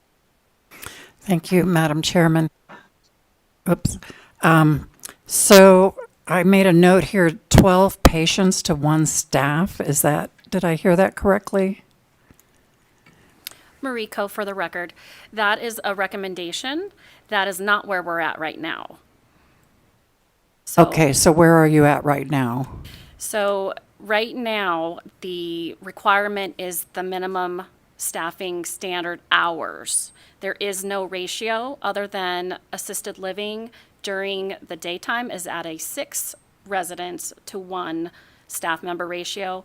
Anybody else in a nursing home, in a residential home, it could be at times 1 to 20 residents. One person taking care of that many people and all of their activities of daily living. And so that is the reason I'm bringing this to you today, is because of the need for some standards to take care of our residents and of any age in long-term care. Yeah, and I certainly agree. Having a friend right now who's was suddenly moved from a rehab place to a nursing home and now on hospice in a matter of days. And he's left many a time in soiled briefs. His teeth are not brushed. There's just not enough workers. And so, yeah, the pay needs to go up in order to be able to have people want to do this work. It's hard. It's hard work. It really is. Thank you, Ms. Daniels. Any other questions? Marilyn Jordan, District 9, for the record. In looking at this, so I went back through my notes, and you presented, I think, in the last session, and my question at that time was concerning to me. The Older American Act was initiated when I think it was 1965 and had been reauthorized over and over again through 2024. Am I correct? Okay. And it has not been reauthorized since.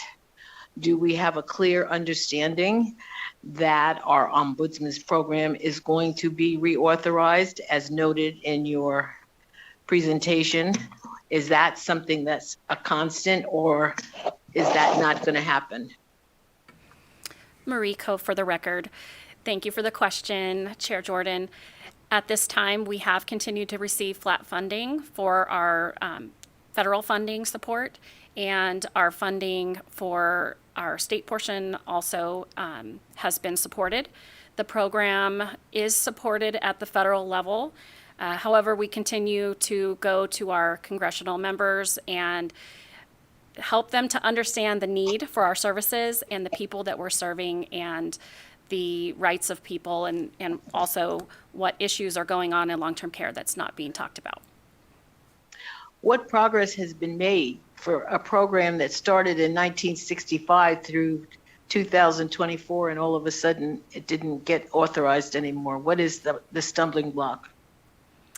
Mariko, for the record, I do not have the information about the stumbling block at that level, but I know several programs I'm being careful as to what I'm saying because there has to be some problem in here somewhere to have funded a program all those years that is outstanding as this program is and how helpful.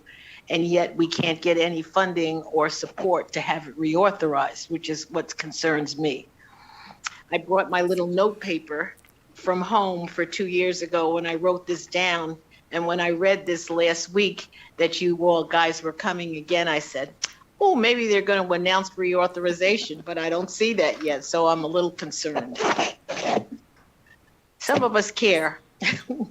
So this is Cheyenne Pasquale for the record. If I could add a positive note is, although the law has not been reauthorized, we have continued to receive those appropriations. And so that is the positive for today. It has been flat funded for several years now, but the positive takeaway is that we are receiving the funding even though the reauthorization hasn't been completed by Congress. I just think the program is really designed to really be a supportive mechanism for our seniors. And it was so valued. And it bothers me that all the programs that we're working to support seniors are dwindling and moving away. And so that's why I am highlighting it once again. Thank you. Any other questions? Mr. Fulmo? I just wanted to follow up on my colleague's line of questioning and go back to the $16. Is there any standard across the country? We're at $16, but is there a standard anywhere across the country? So this is Cheyenne Pasquale for the record. I would have to follow up with specific data, but it really varies by state, and not every state has a minimum standard in the way that Nevada has passed. But I do believe we have some data available, and I could follow up after this presentation. I would appreciate it. Thank you, Mr. Fulmer. Any other questions? I am so appreciative of you being here with your staff today. Thank you so much. And I will stay on top of this, keep a watch, because we are here and our mission is to identify how we can build on the initiatives for seniors. And that's what we need to keep doing. And somehow it's lacking somewhat. So we will still keep supporting you. Thank you. Thank you, Dr. Jordan. Thank you.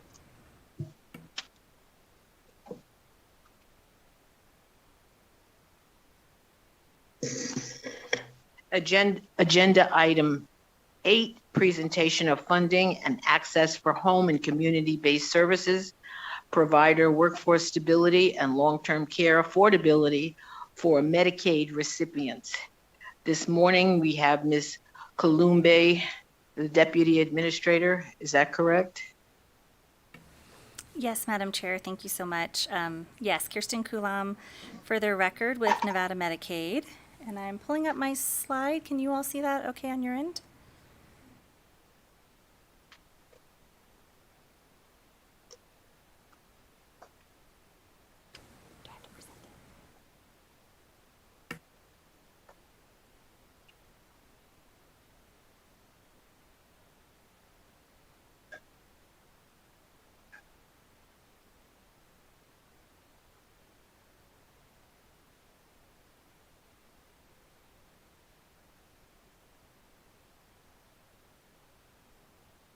I think I'm ready when you're, Madam Chair. I'll be here.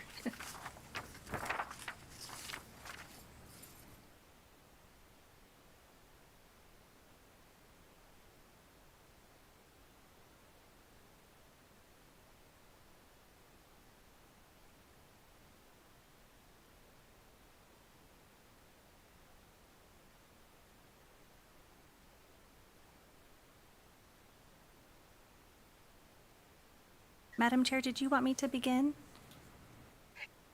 We have patience. Oh, no, I think I'm ready. Can you see the presentation okay on your end? No, we don't. Okay.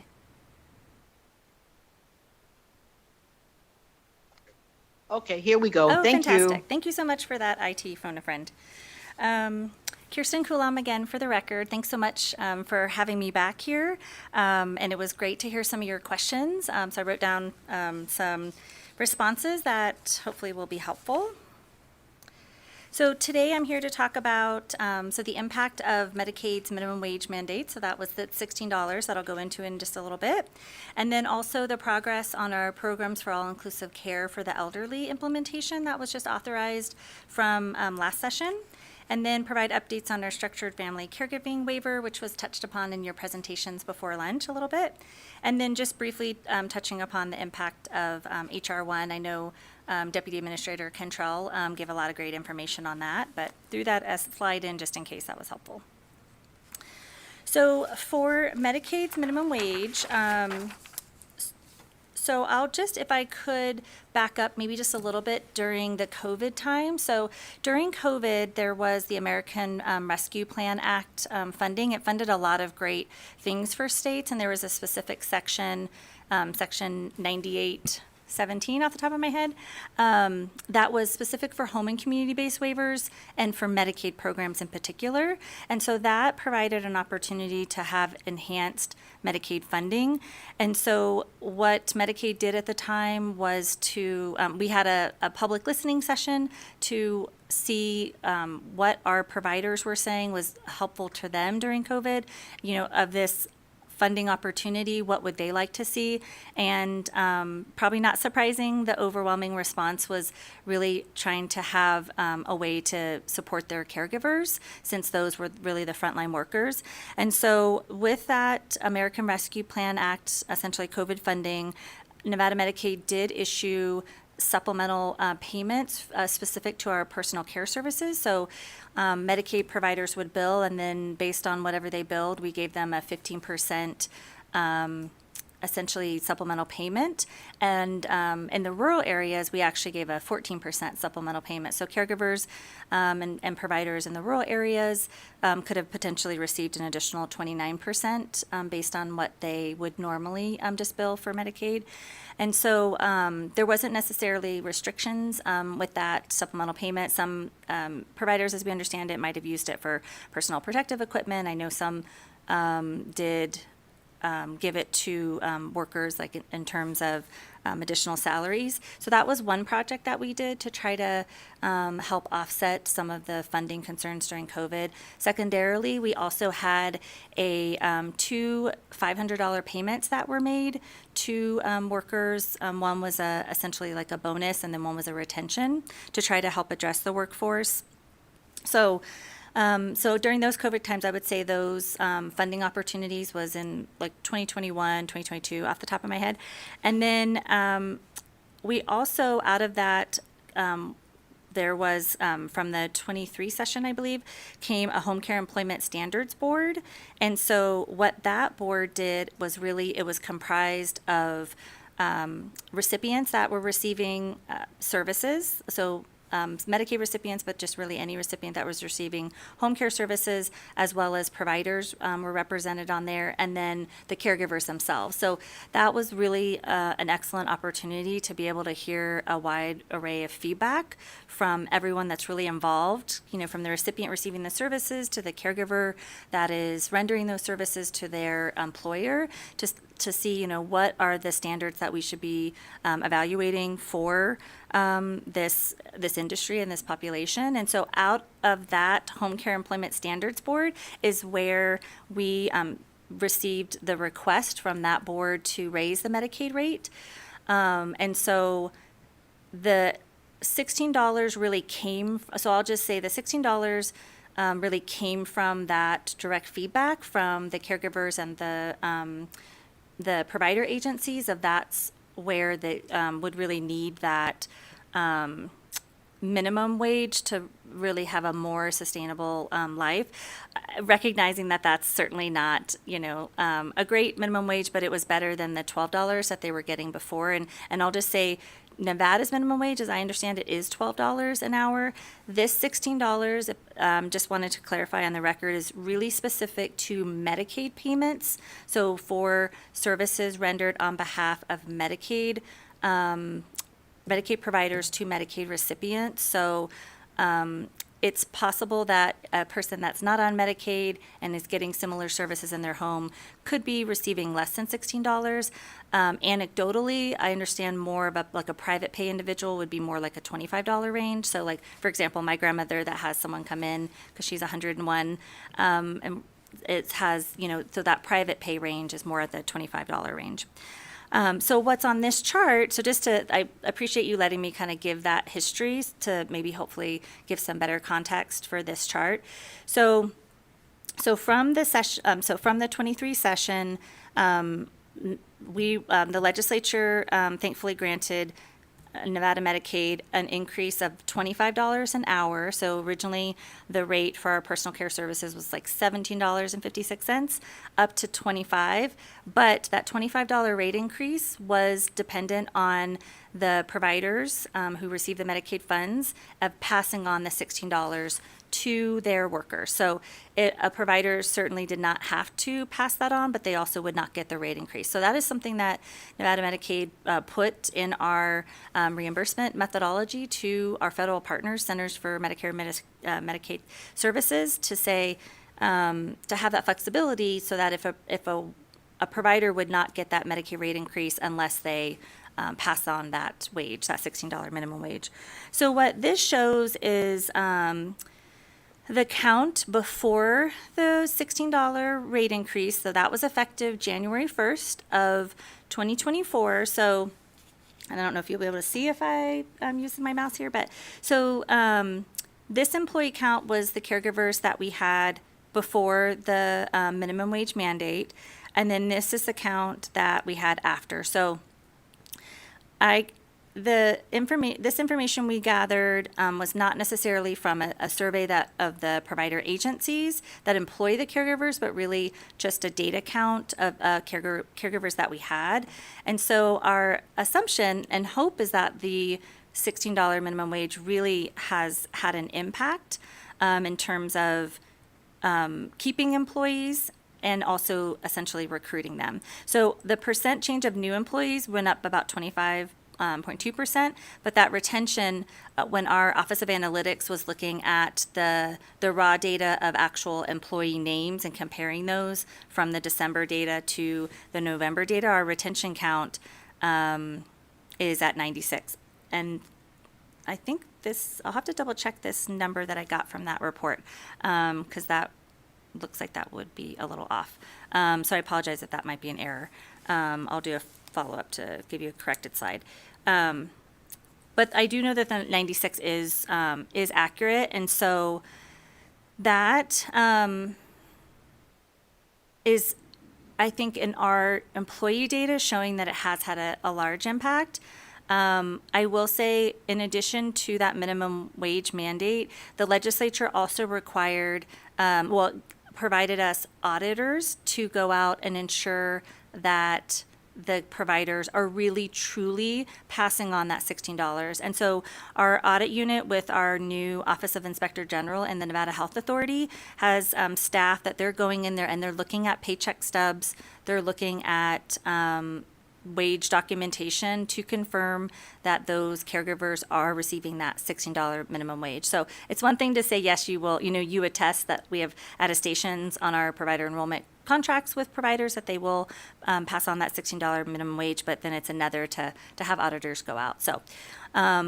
So that was, I think, also a really great opportunity to be able to confirm that that was happening. And then if a provider is not necessarily passing on the minimum wage, but receiving that increased rate, then the auditors do have options to do education letters, corrective action plan, and ultimately, if there was continued concern from the provider, then they could potentially be terminated from Medicaid if they're not complying with our laws. So I will pause there if helpful, Chair, before I move on to PACE, or happy to take questions at the end, whatever your preference. Thank you so much. Do we have questions? Forum members, do we have questions?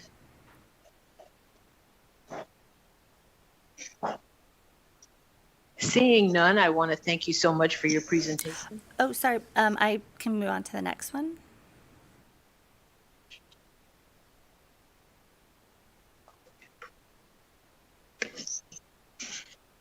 Is there a part two? Yes, sorry, Madam Chair. I just had a couple other slides to go in my presentation. I know there was a lot of questions that the members had about the $16, so I just wasn't sure if you'd like those answered now. But it sounds like not. So I'm happy to go on to talk about PACE if you'd like. Why don't you just finish up and then we'll do questions at one time? Perfect. That would be great. Okay. Thank you. Yes, no problem. Thank you.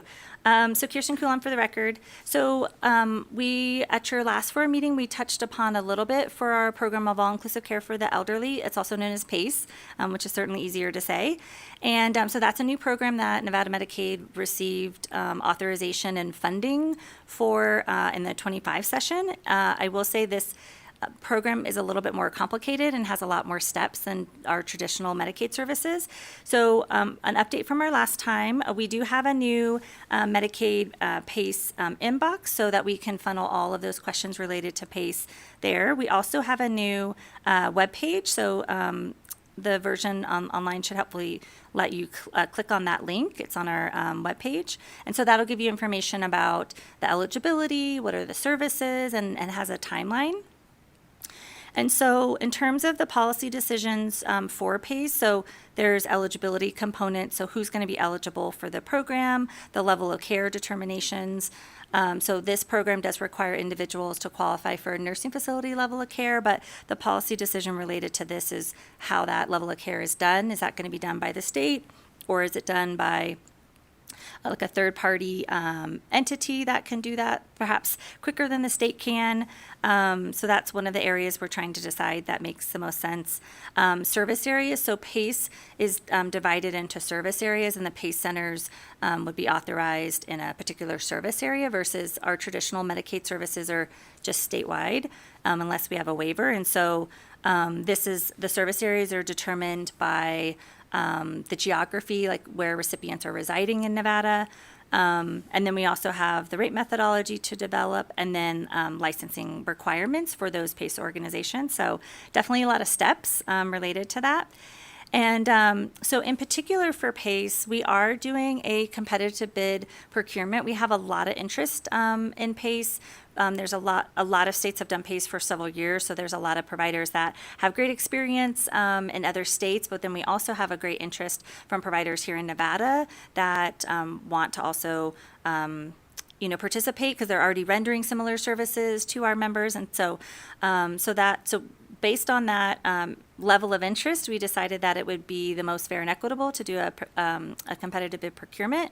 So we're looking to hopefully do that in the fall, and that will help us narrow down which providers would be qualified to do PACE in Nevada, to making sure we have those quality standards. And then, so once that procurement and those PACE organizations are awarded based on that procurement, then really they would have to take the time to stand up that PACE program. So they'd have to either purchase a site if they're outside, or really work on building their staff that's needed for those interdisciplinary teams. There's also a readiness review, so all of that would really occur in 2027. And so it seems far out when you see it on paper that, the earliest we probably would be enrolling recipients into PACE is early 2028. But as I understand it from our vendor that we're working with, that anything sooner than a 12-month time frame is really aggressive, and Nevada wants to make sure that we do it right. So that's our current timeline, although happy to keep the forum updated as we progress on that. And we will also have ongoing public engagement opportunities as well.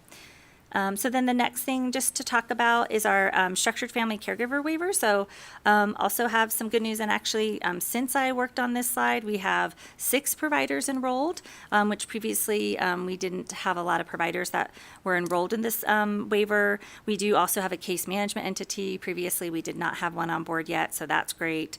We do have our first authorization, have a couple other recipients that are going through the process to get on this waiver. So I can't say this about my partners and I at ADSD. cannot say this, that we don't have wait lists for our other waivers, but the great news is we don't have a wait list for this waiver, which is exciting. And then we're also looking at potentially reviewing policy clarifications regarding training. And so just to try to make it easier for caregivers that are working through that. And just the last slide that I have is, and I know Ms. Cantrell touched upon this as well, but just wanted to make sure that the forum members knew that the new federal work requirements, really who those are impacted, which again, it applies to really those adults 19 to 64. So we have about 147 Nevadans. And then, you know, kind of what's changing and when. But I know Ms. Cantrell kind of went over some of that as well. And then this link should take you to more detail on that too. So that is it, Madam Chair. Thank you so much. Happy to answer questions. Thank you so much. We appreciate your presentation. Do we have questions? Forum members, do we have questions? Mr. Fulmer? Yes, I wanted to ask, Identify yourself. I'm sorry, Leonard Fulmer, District 4, the great Senator Neal. I had a question on what she said about the $16 being the standard. Yeah, Kirsten Coulomb for the record. So the $16 minimum wage mandate is specific to Medicaid payments. There are other forms of insurance that cover personal care services. So you could have private pay, TRICARE, like with veterans. There could be other like commercial insurances that cover it. So the minimum wage in Nevada, although if you have legal counsel on, they can certainly correct me, but as I understand it, it's $12 is Nevada's minimum wage. The $16 is specific to Medicaid payments. Now, I will say Medicaid does cover the majority of long-term care, and we serve, I believe, 1 in 4 Nevadans, so it's most likely that if someone's needing these services, they are getting those services through Medicaid, unless they have perhaps like a long-term care insurance that might cover it. Thank you. Thank you. Are there any other questions? Any other questions? Thank you so much. We appreciate your presentation and we appreciate the updates. We will now move on to agenda item number 9, the overview of the priorities and services of the Office of the Attorney for the Rights of Older Persons and persons with a physical disability, an intellectual disability, or a related condition pursuant to NRS 427A 1232. We will have Shauna Brennan speaking on behalf of this issue. Thank you.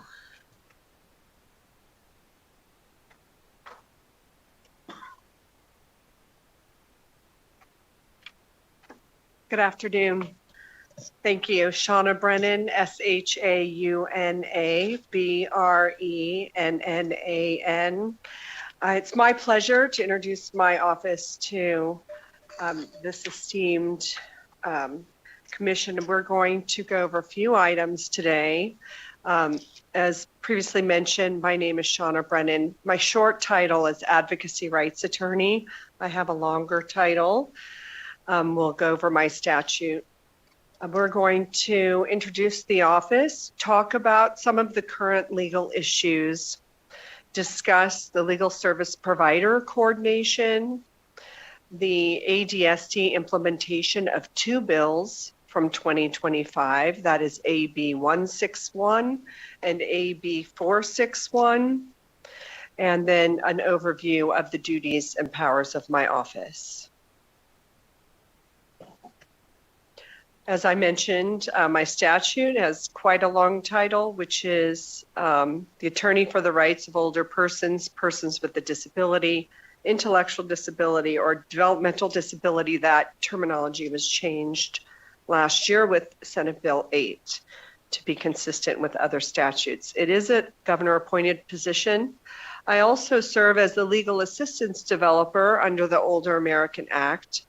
I am an active attorney in Nevada. I reside in Henderson, and I serve on the Guardianship Commission.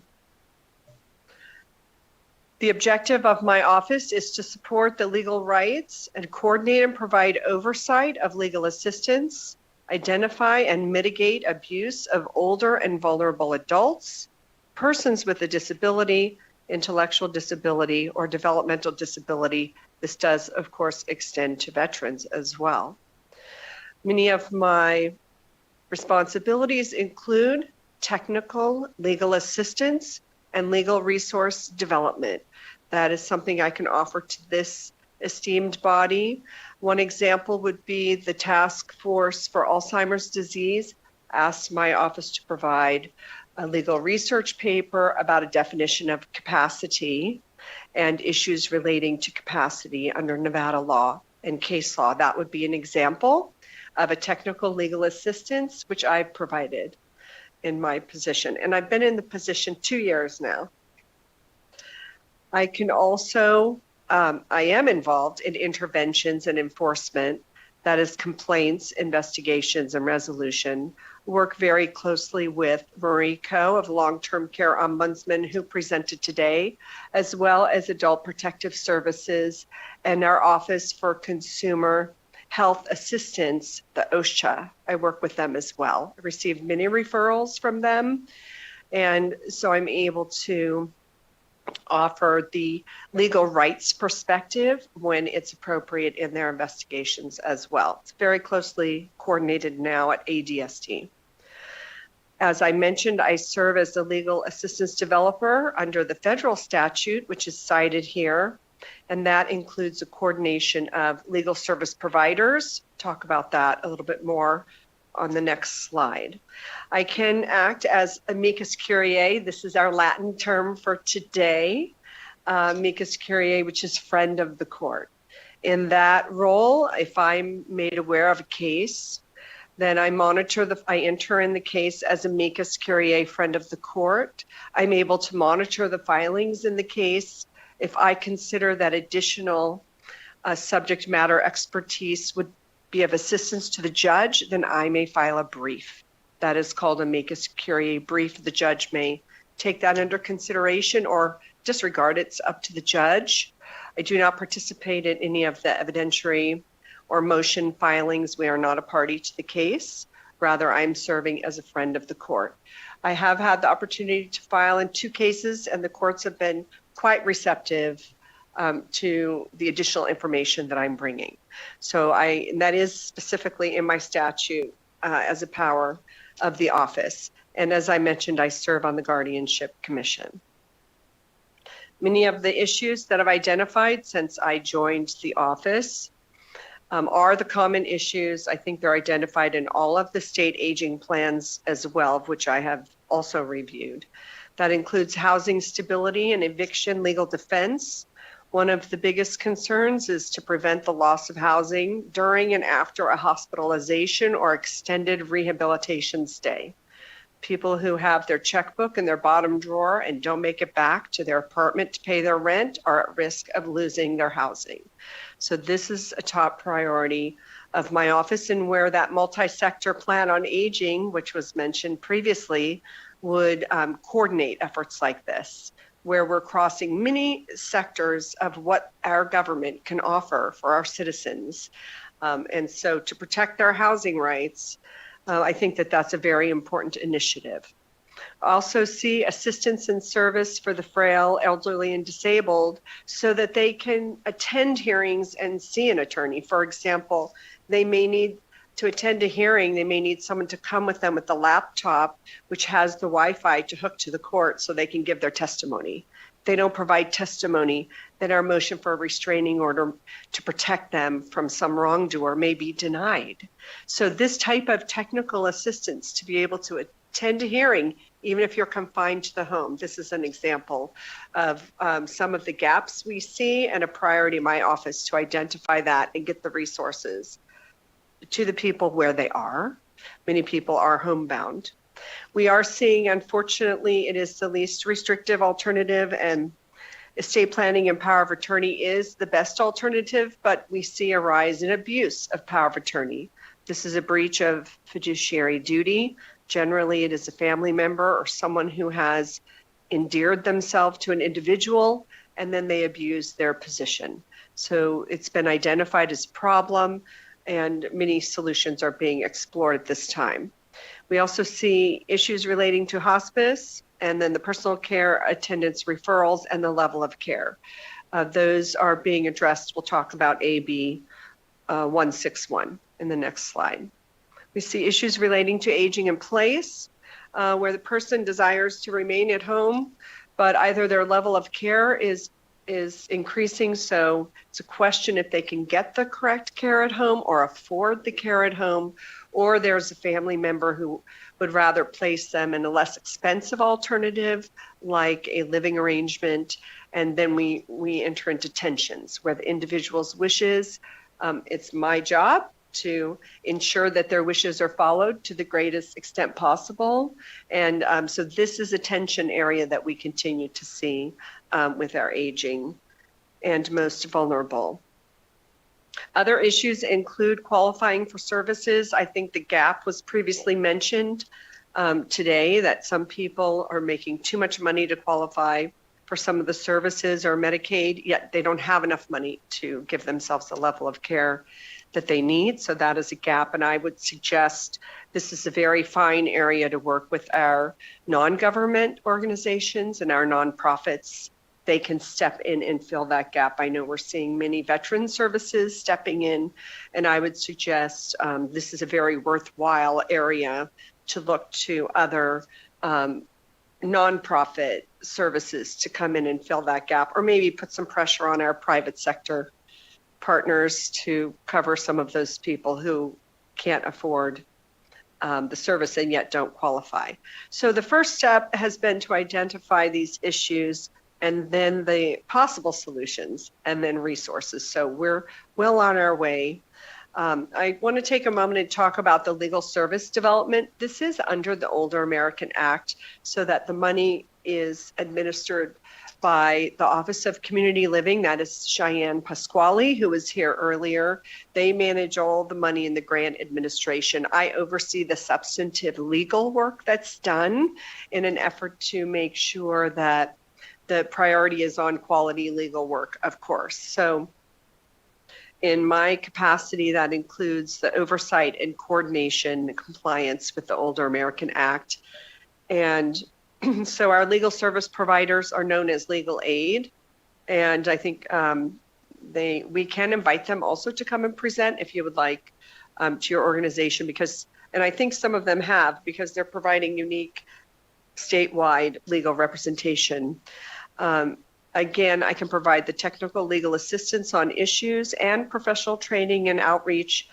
One piece that has just been issued by my office is your patient rights in hospice. So that is a release from last week that will go to all the legal service providers and other service providers so that people know what their rights are in hospice. This is the result of AB 161 from last year, which we're going to talk about again in a minute. So everything just kind of ties together. I do work with the other enforcement agencies, as previously mentioned. And then in my position, is a unique role where I can advocate for policy and legislation to protect legal rights. So it's a very unique role. It is in my statute expressly stated, as well as the Older American Act. And a goal that I had when I came, the office had not been set up formally in any way. There was no history of my office, although it was 30 years old. So now we have a client database that's been put in place. We have priorities that we go over with the administrator and director.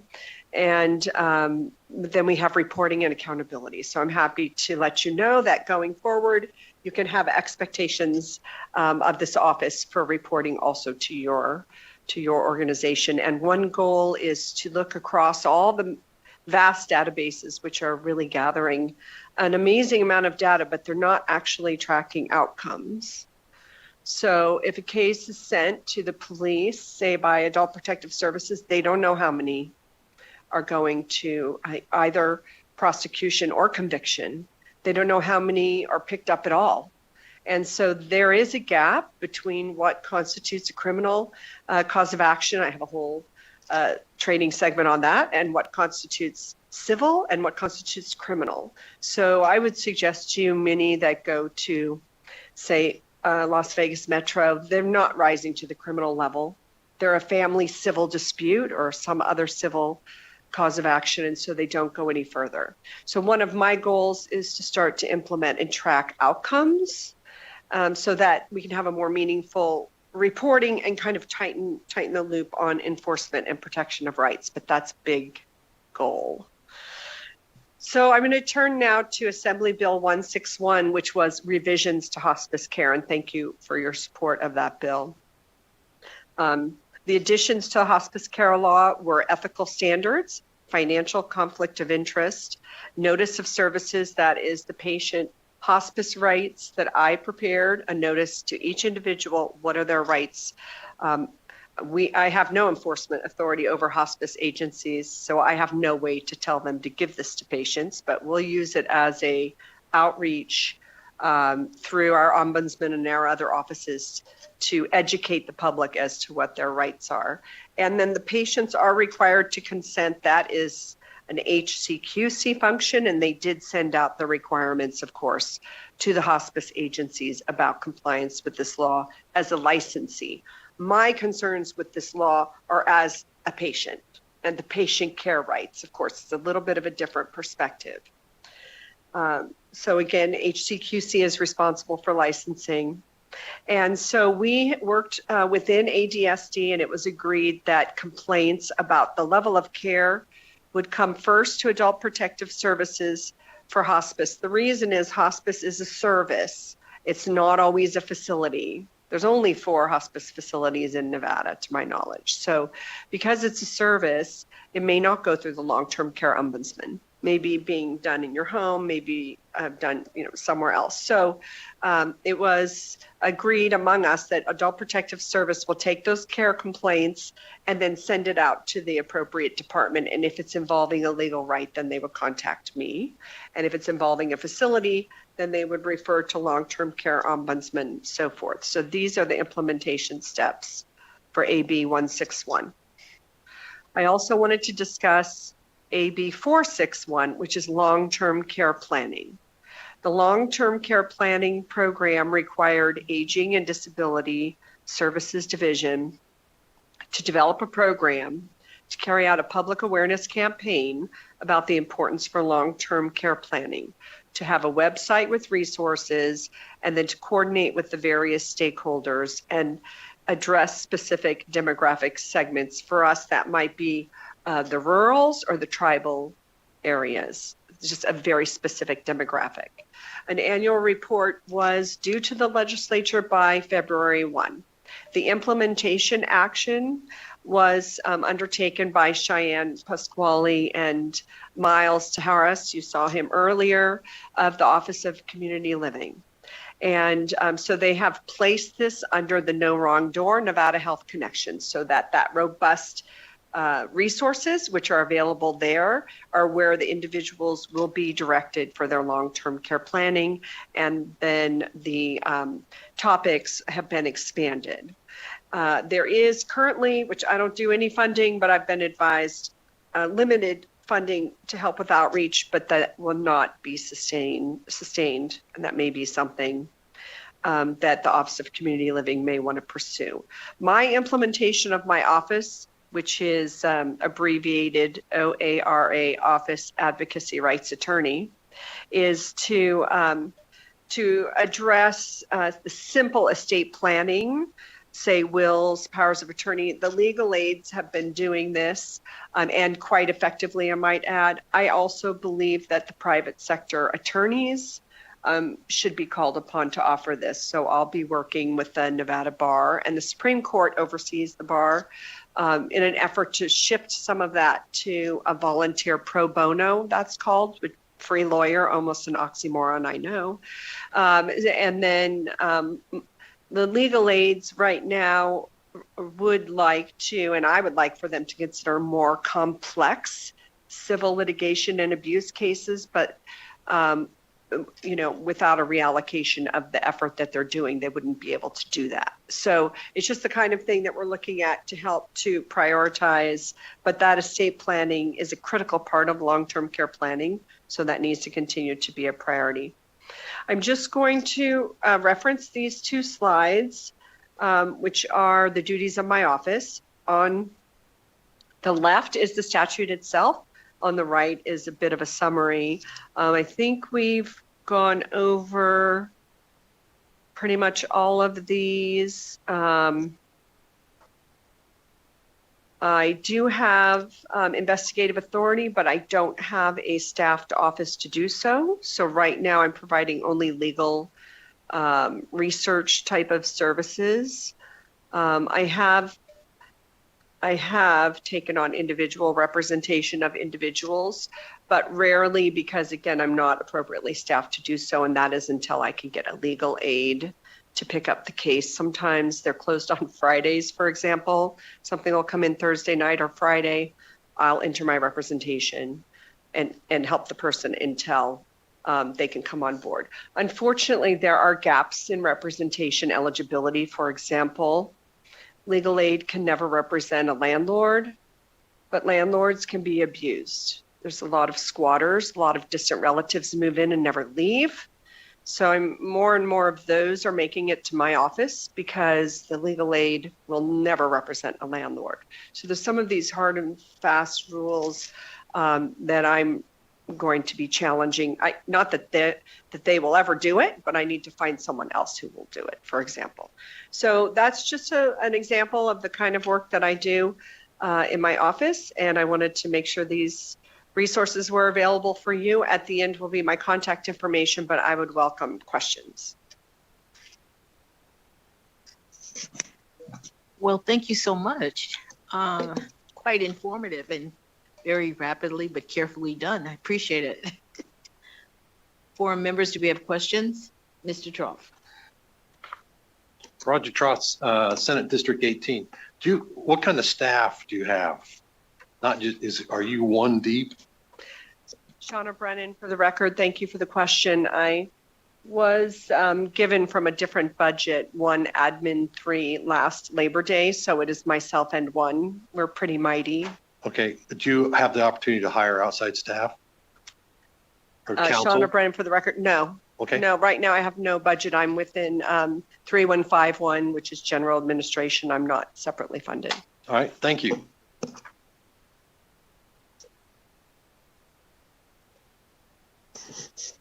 You have quite a great deal to do, I know. I've been involved in things like this before. And when you speak of guardianship, do you have guardians? When you speak of it, are there guidelines that you have for a guardian? Mm-hmm. Shauna Brennan, for the record, thank you for the question. Yes, the statutes were significantly reformed in 2017 and 18, and we have a guardianship commission. So guardianship has changed considerably in that time. There is not only qualifying criteria for guardians, not that someone couldn't misrepresent to the court, but they must set forth their qualifications. They must sign an oath, and so they have extensive liability beyond fiduciary duty, a guardian does. And then they have annual reporting to the court now. Correct. So there is a greater oversight, and there is an avenue to file complaints against guardians. I should have. It's Joanne Bongiorno, District 10. Another thing, when you mention Zoom meeting,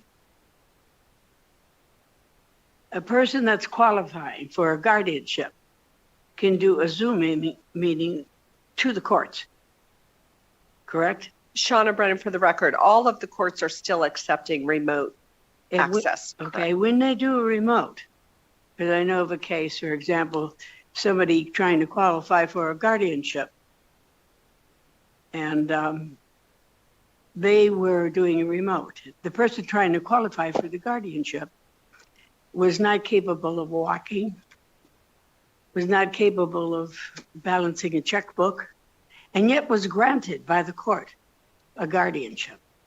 And is it not true the guardianship supersedes any yes, it supersedes the trust or a will, and also financial powers of attorney, health powers of attorney. And so many times I feel that that is not disclosed to the public or to elderly people when they sign guardianship. Yeah, thank you for the comment. Actually, maybe this is one of the rural areas, because in our major counties like Washoe and Clark County, an attorney is assigned as soon as the guardianship petition is filed. So your individual who's considered protected person, an attorney meets them, visits with them, finds out their wishes, finds out if there's a power of attorney, for example, and the guardianship would not proceed because you're existing power of attorney. But in the rurals, these resources aren't available, so that every guardianship that's started, there is not necessarily a lawyer available. So my office would be available to consult with the individual to see what are their wishes, if that answers the question in part. And there is a guardianship compliance office now. So I think if there was ever a question about a guardian, they have investigative budget and some superpower authority to investigate in the event of a guardianship abuse.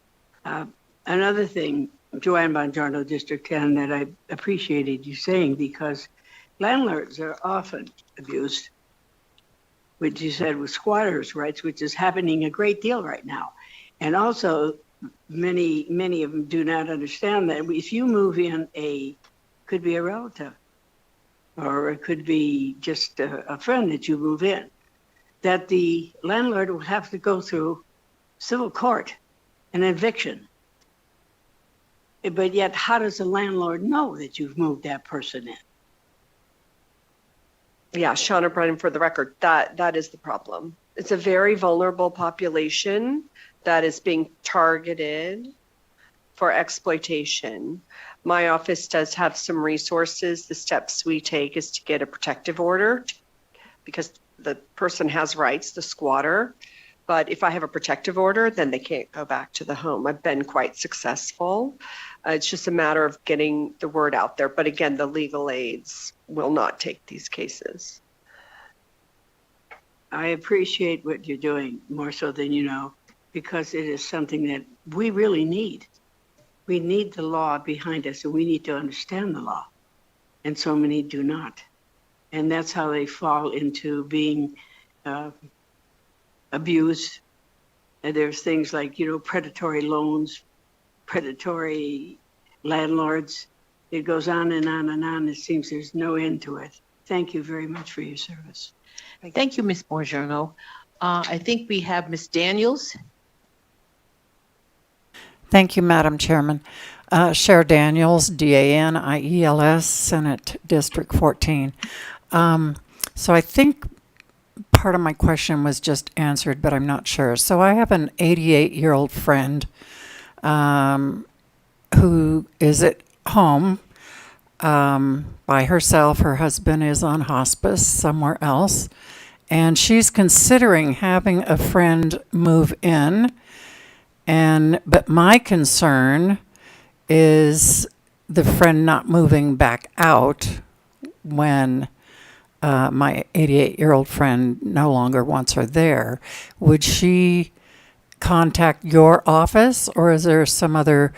We were thinking if we wrote a contract that would alleviate the problem, but I don't know if it would.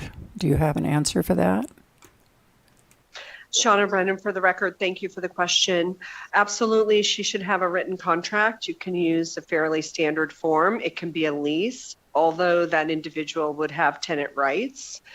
So it can be an at-will lease, which means that once she gives the notice, they have so many days to leave.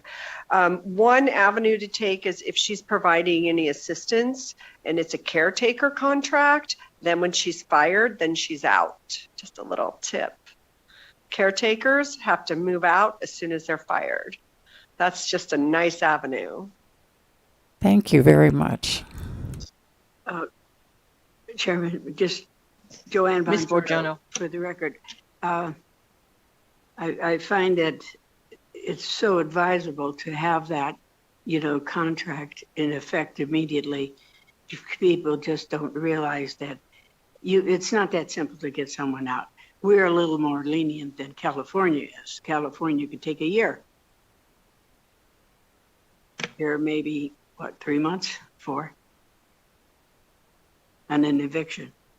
But it's very important because once they get in, they manage to do other things, whether it's destroying their property, getting into someone's financial means, selling their clothes, selling their cars. It goes on, and there's no end to it. And it's so important to get that information out to our seniors. Thank you. Are there any other questions, forum members? Ms. Brennan, Mr. Slaughter, you have. Not really, just an observation. I can see that we're very lucky to have you in the state doing the job you're doing. I can see you're very passionate, very well-schooled, and I also want to thank you for the Latin lesson today, amicus curiae. I remember that. Friend of the court. Thank you. Thank you, Mr. Slaughter.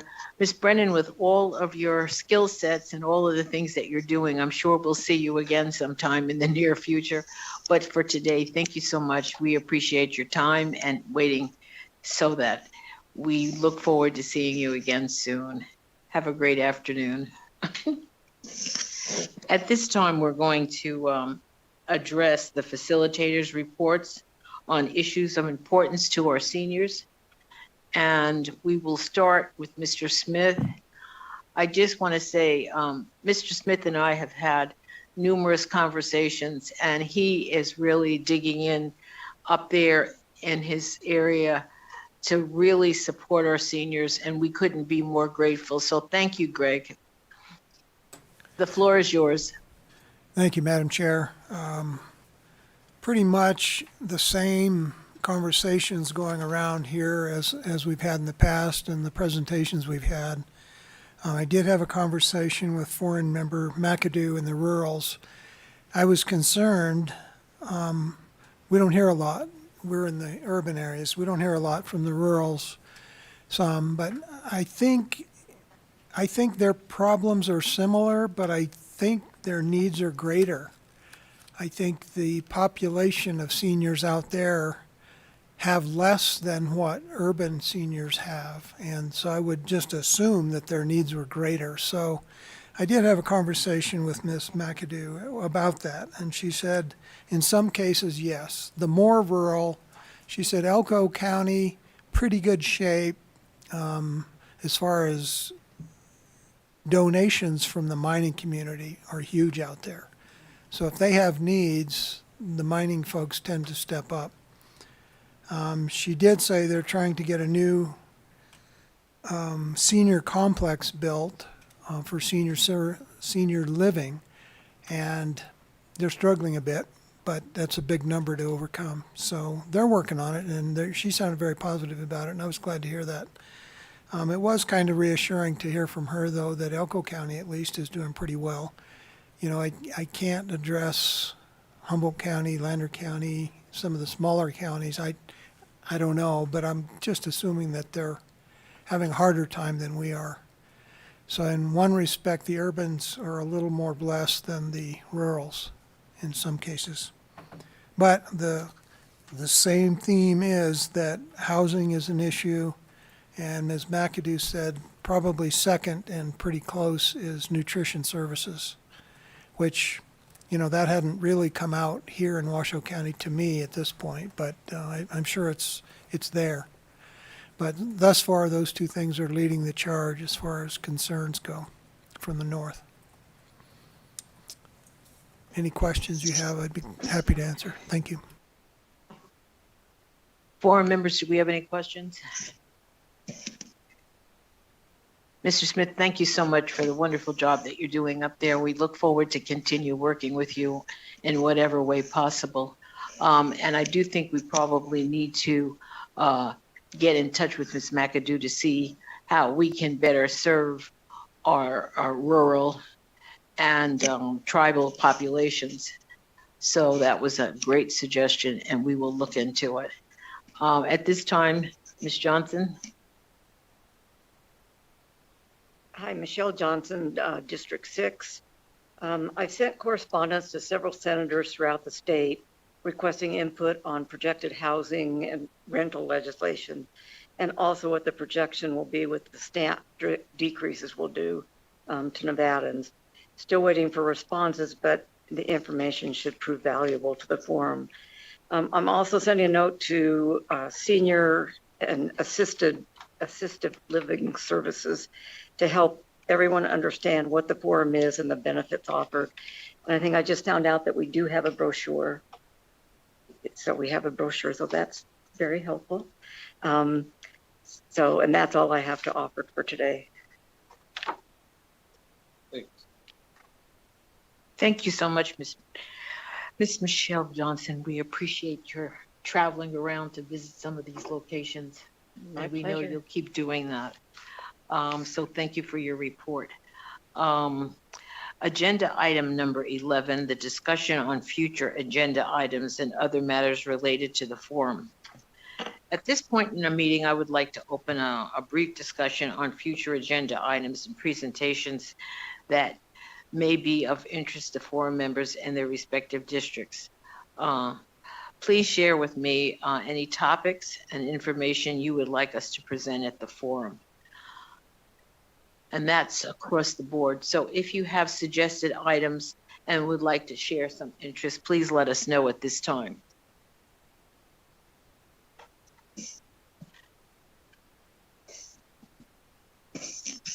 Or are there just so many that we're overwhelmed?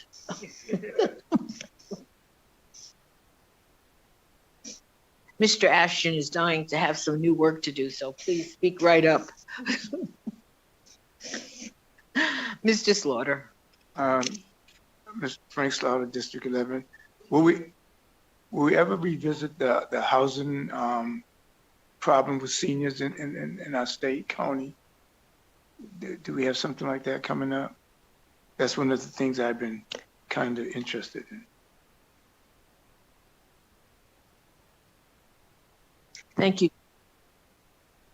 Thank you, Mr. Slaughter. Anybody else have any questions, concerns, issues? Please send us notification if you have some suggested items. I just would like to say on behalf of the forum that this meeting this evening and this afternoon was really a terrific meeting. We had a lot of good material. We had a lot of good questions, and we had a very spirited meeting on the part of the forum. We also had, for the first time, practically everybody in person. So we're getting better at what we're doing. And one of the things that we have to continue doing is get the word out as to who we are and what we represent. And so I think that the more we have membership and we have things to really talk about that will affect, but will identify and help our seniors, we will become a more viable organization. So with that, I would like to thank Mr. Ashton and his team for all the wonderful work they do in between our sessions. We're getting better, and we will continue to work harder. At this particular time, what am I doing? We are at the near closing of our agenda, so we want to deal with public comment. I am opening our second public comment period. Public comments will be limited to 2 minutes per speaker. Forum members, please keep in mind that public comment is reserved for members of the public. When providing a public comment, clearly state your names, spell your name for the record. We will start with public comment for those in the physical meeting locations and then move to public comment from anyone who was called in. Is there anyone in Carson City who would like to provide public comment?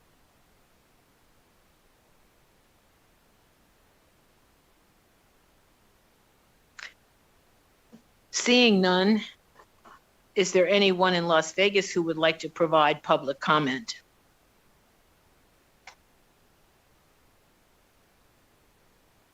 Seeing none, AVH, please add the first caller with public comment to the meeting if there are some people that would like to speak. If you would like to provide public comment, please press star 9 now to take your place in the queue. Again, if you would like to provide public comment, please press star 9 now.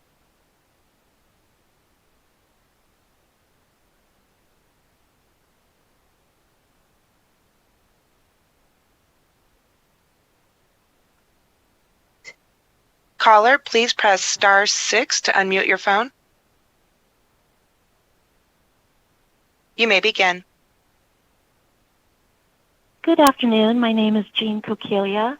Last name is Coquilla. Thank you for the opportunity to speak. Please let me know when I'm audible. You may begin. Okay. I'd like to highlight a practical issue affecting seniors that intersects with housing stability and consumer protection. Across the country, more than 20 states, including California, Texas, Colorado, have implemented stronger homeowner protections, including limits on foreclosure and clear verification safeguards before enforcement escalates. In Nevada, there's a gap in HOA enforcement practices that can disproportionately impact seniors. Today, enforcement can escalate without confirming whether an issue has already been resolved. For older adults, especially those managing cognitive or health challenges, this can lead to unnecessary penalties, stress, and housing instability. More than 55,000 individuals in Nevada are living with Alzheimer's, many within HOA communities. There's over 3,900 HOA communities. Even small communication gaps can have serious consequences. There have been cases where a homeowner, including a veteran with Alzheimer's, submitted payments but without acknowledgement, still faced escalation and ultimately lost their home. This should not occur in a system with proper safeguards. And I'm not proposing any reduction in HOA authority or dues collection. I'm proposing a simple procedural safeguard. Before enforcement actions escalate, require documented verification that the issue remains unresolved and has not already been paid or corrected. This is a narrow step that preserves enforcement while ensuring accuracy and fairness, especially in a non-judicial foreclosure state. In Clark County alone, homeowners have received more than 29,000 HOA notices of default in recent years.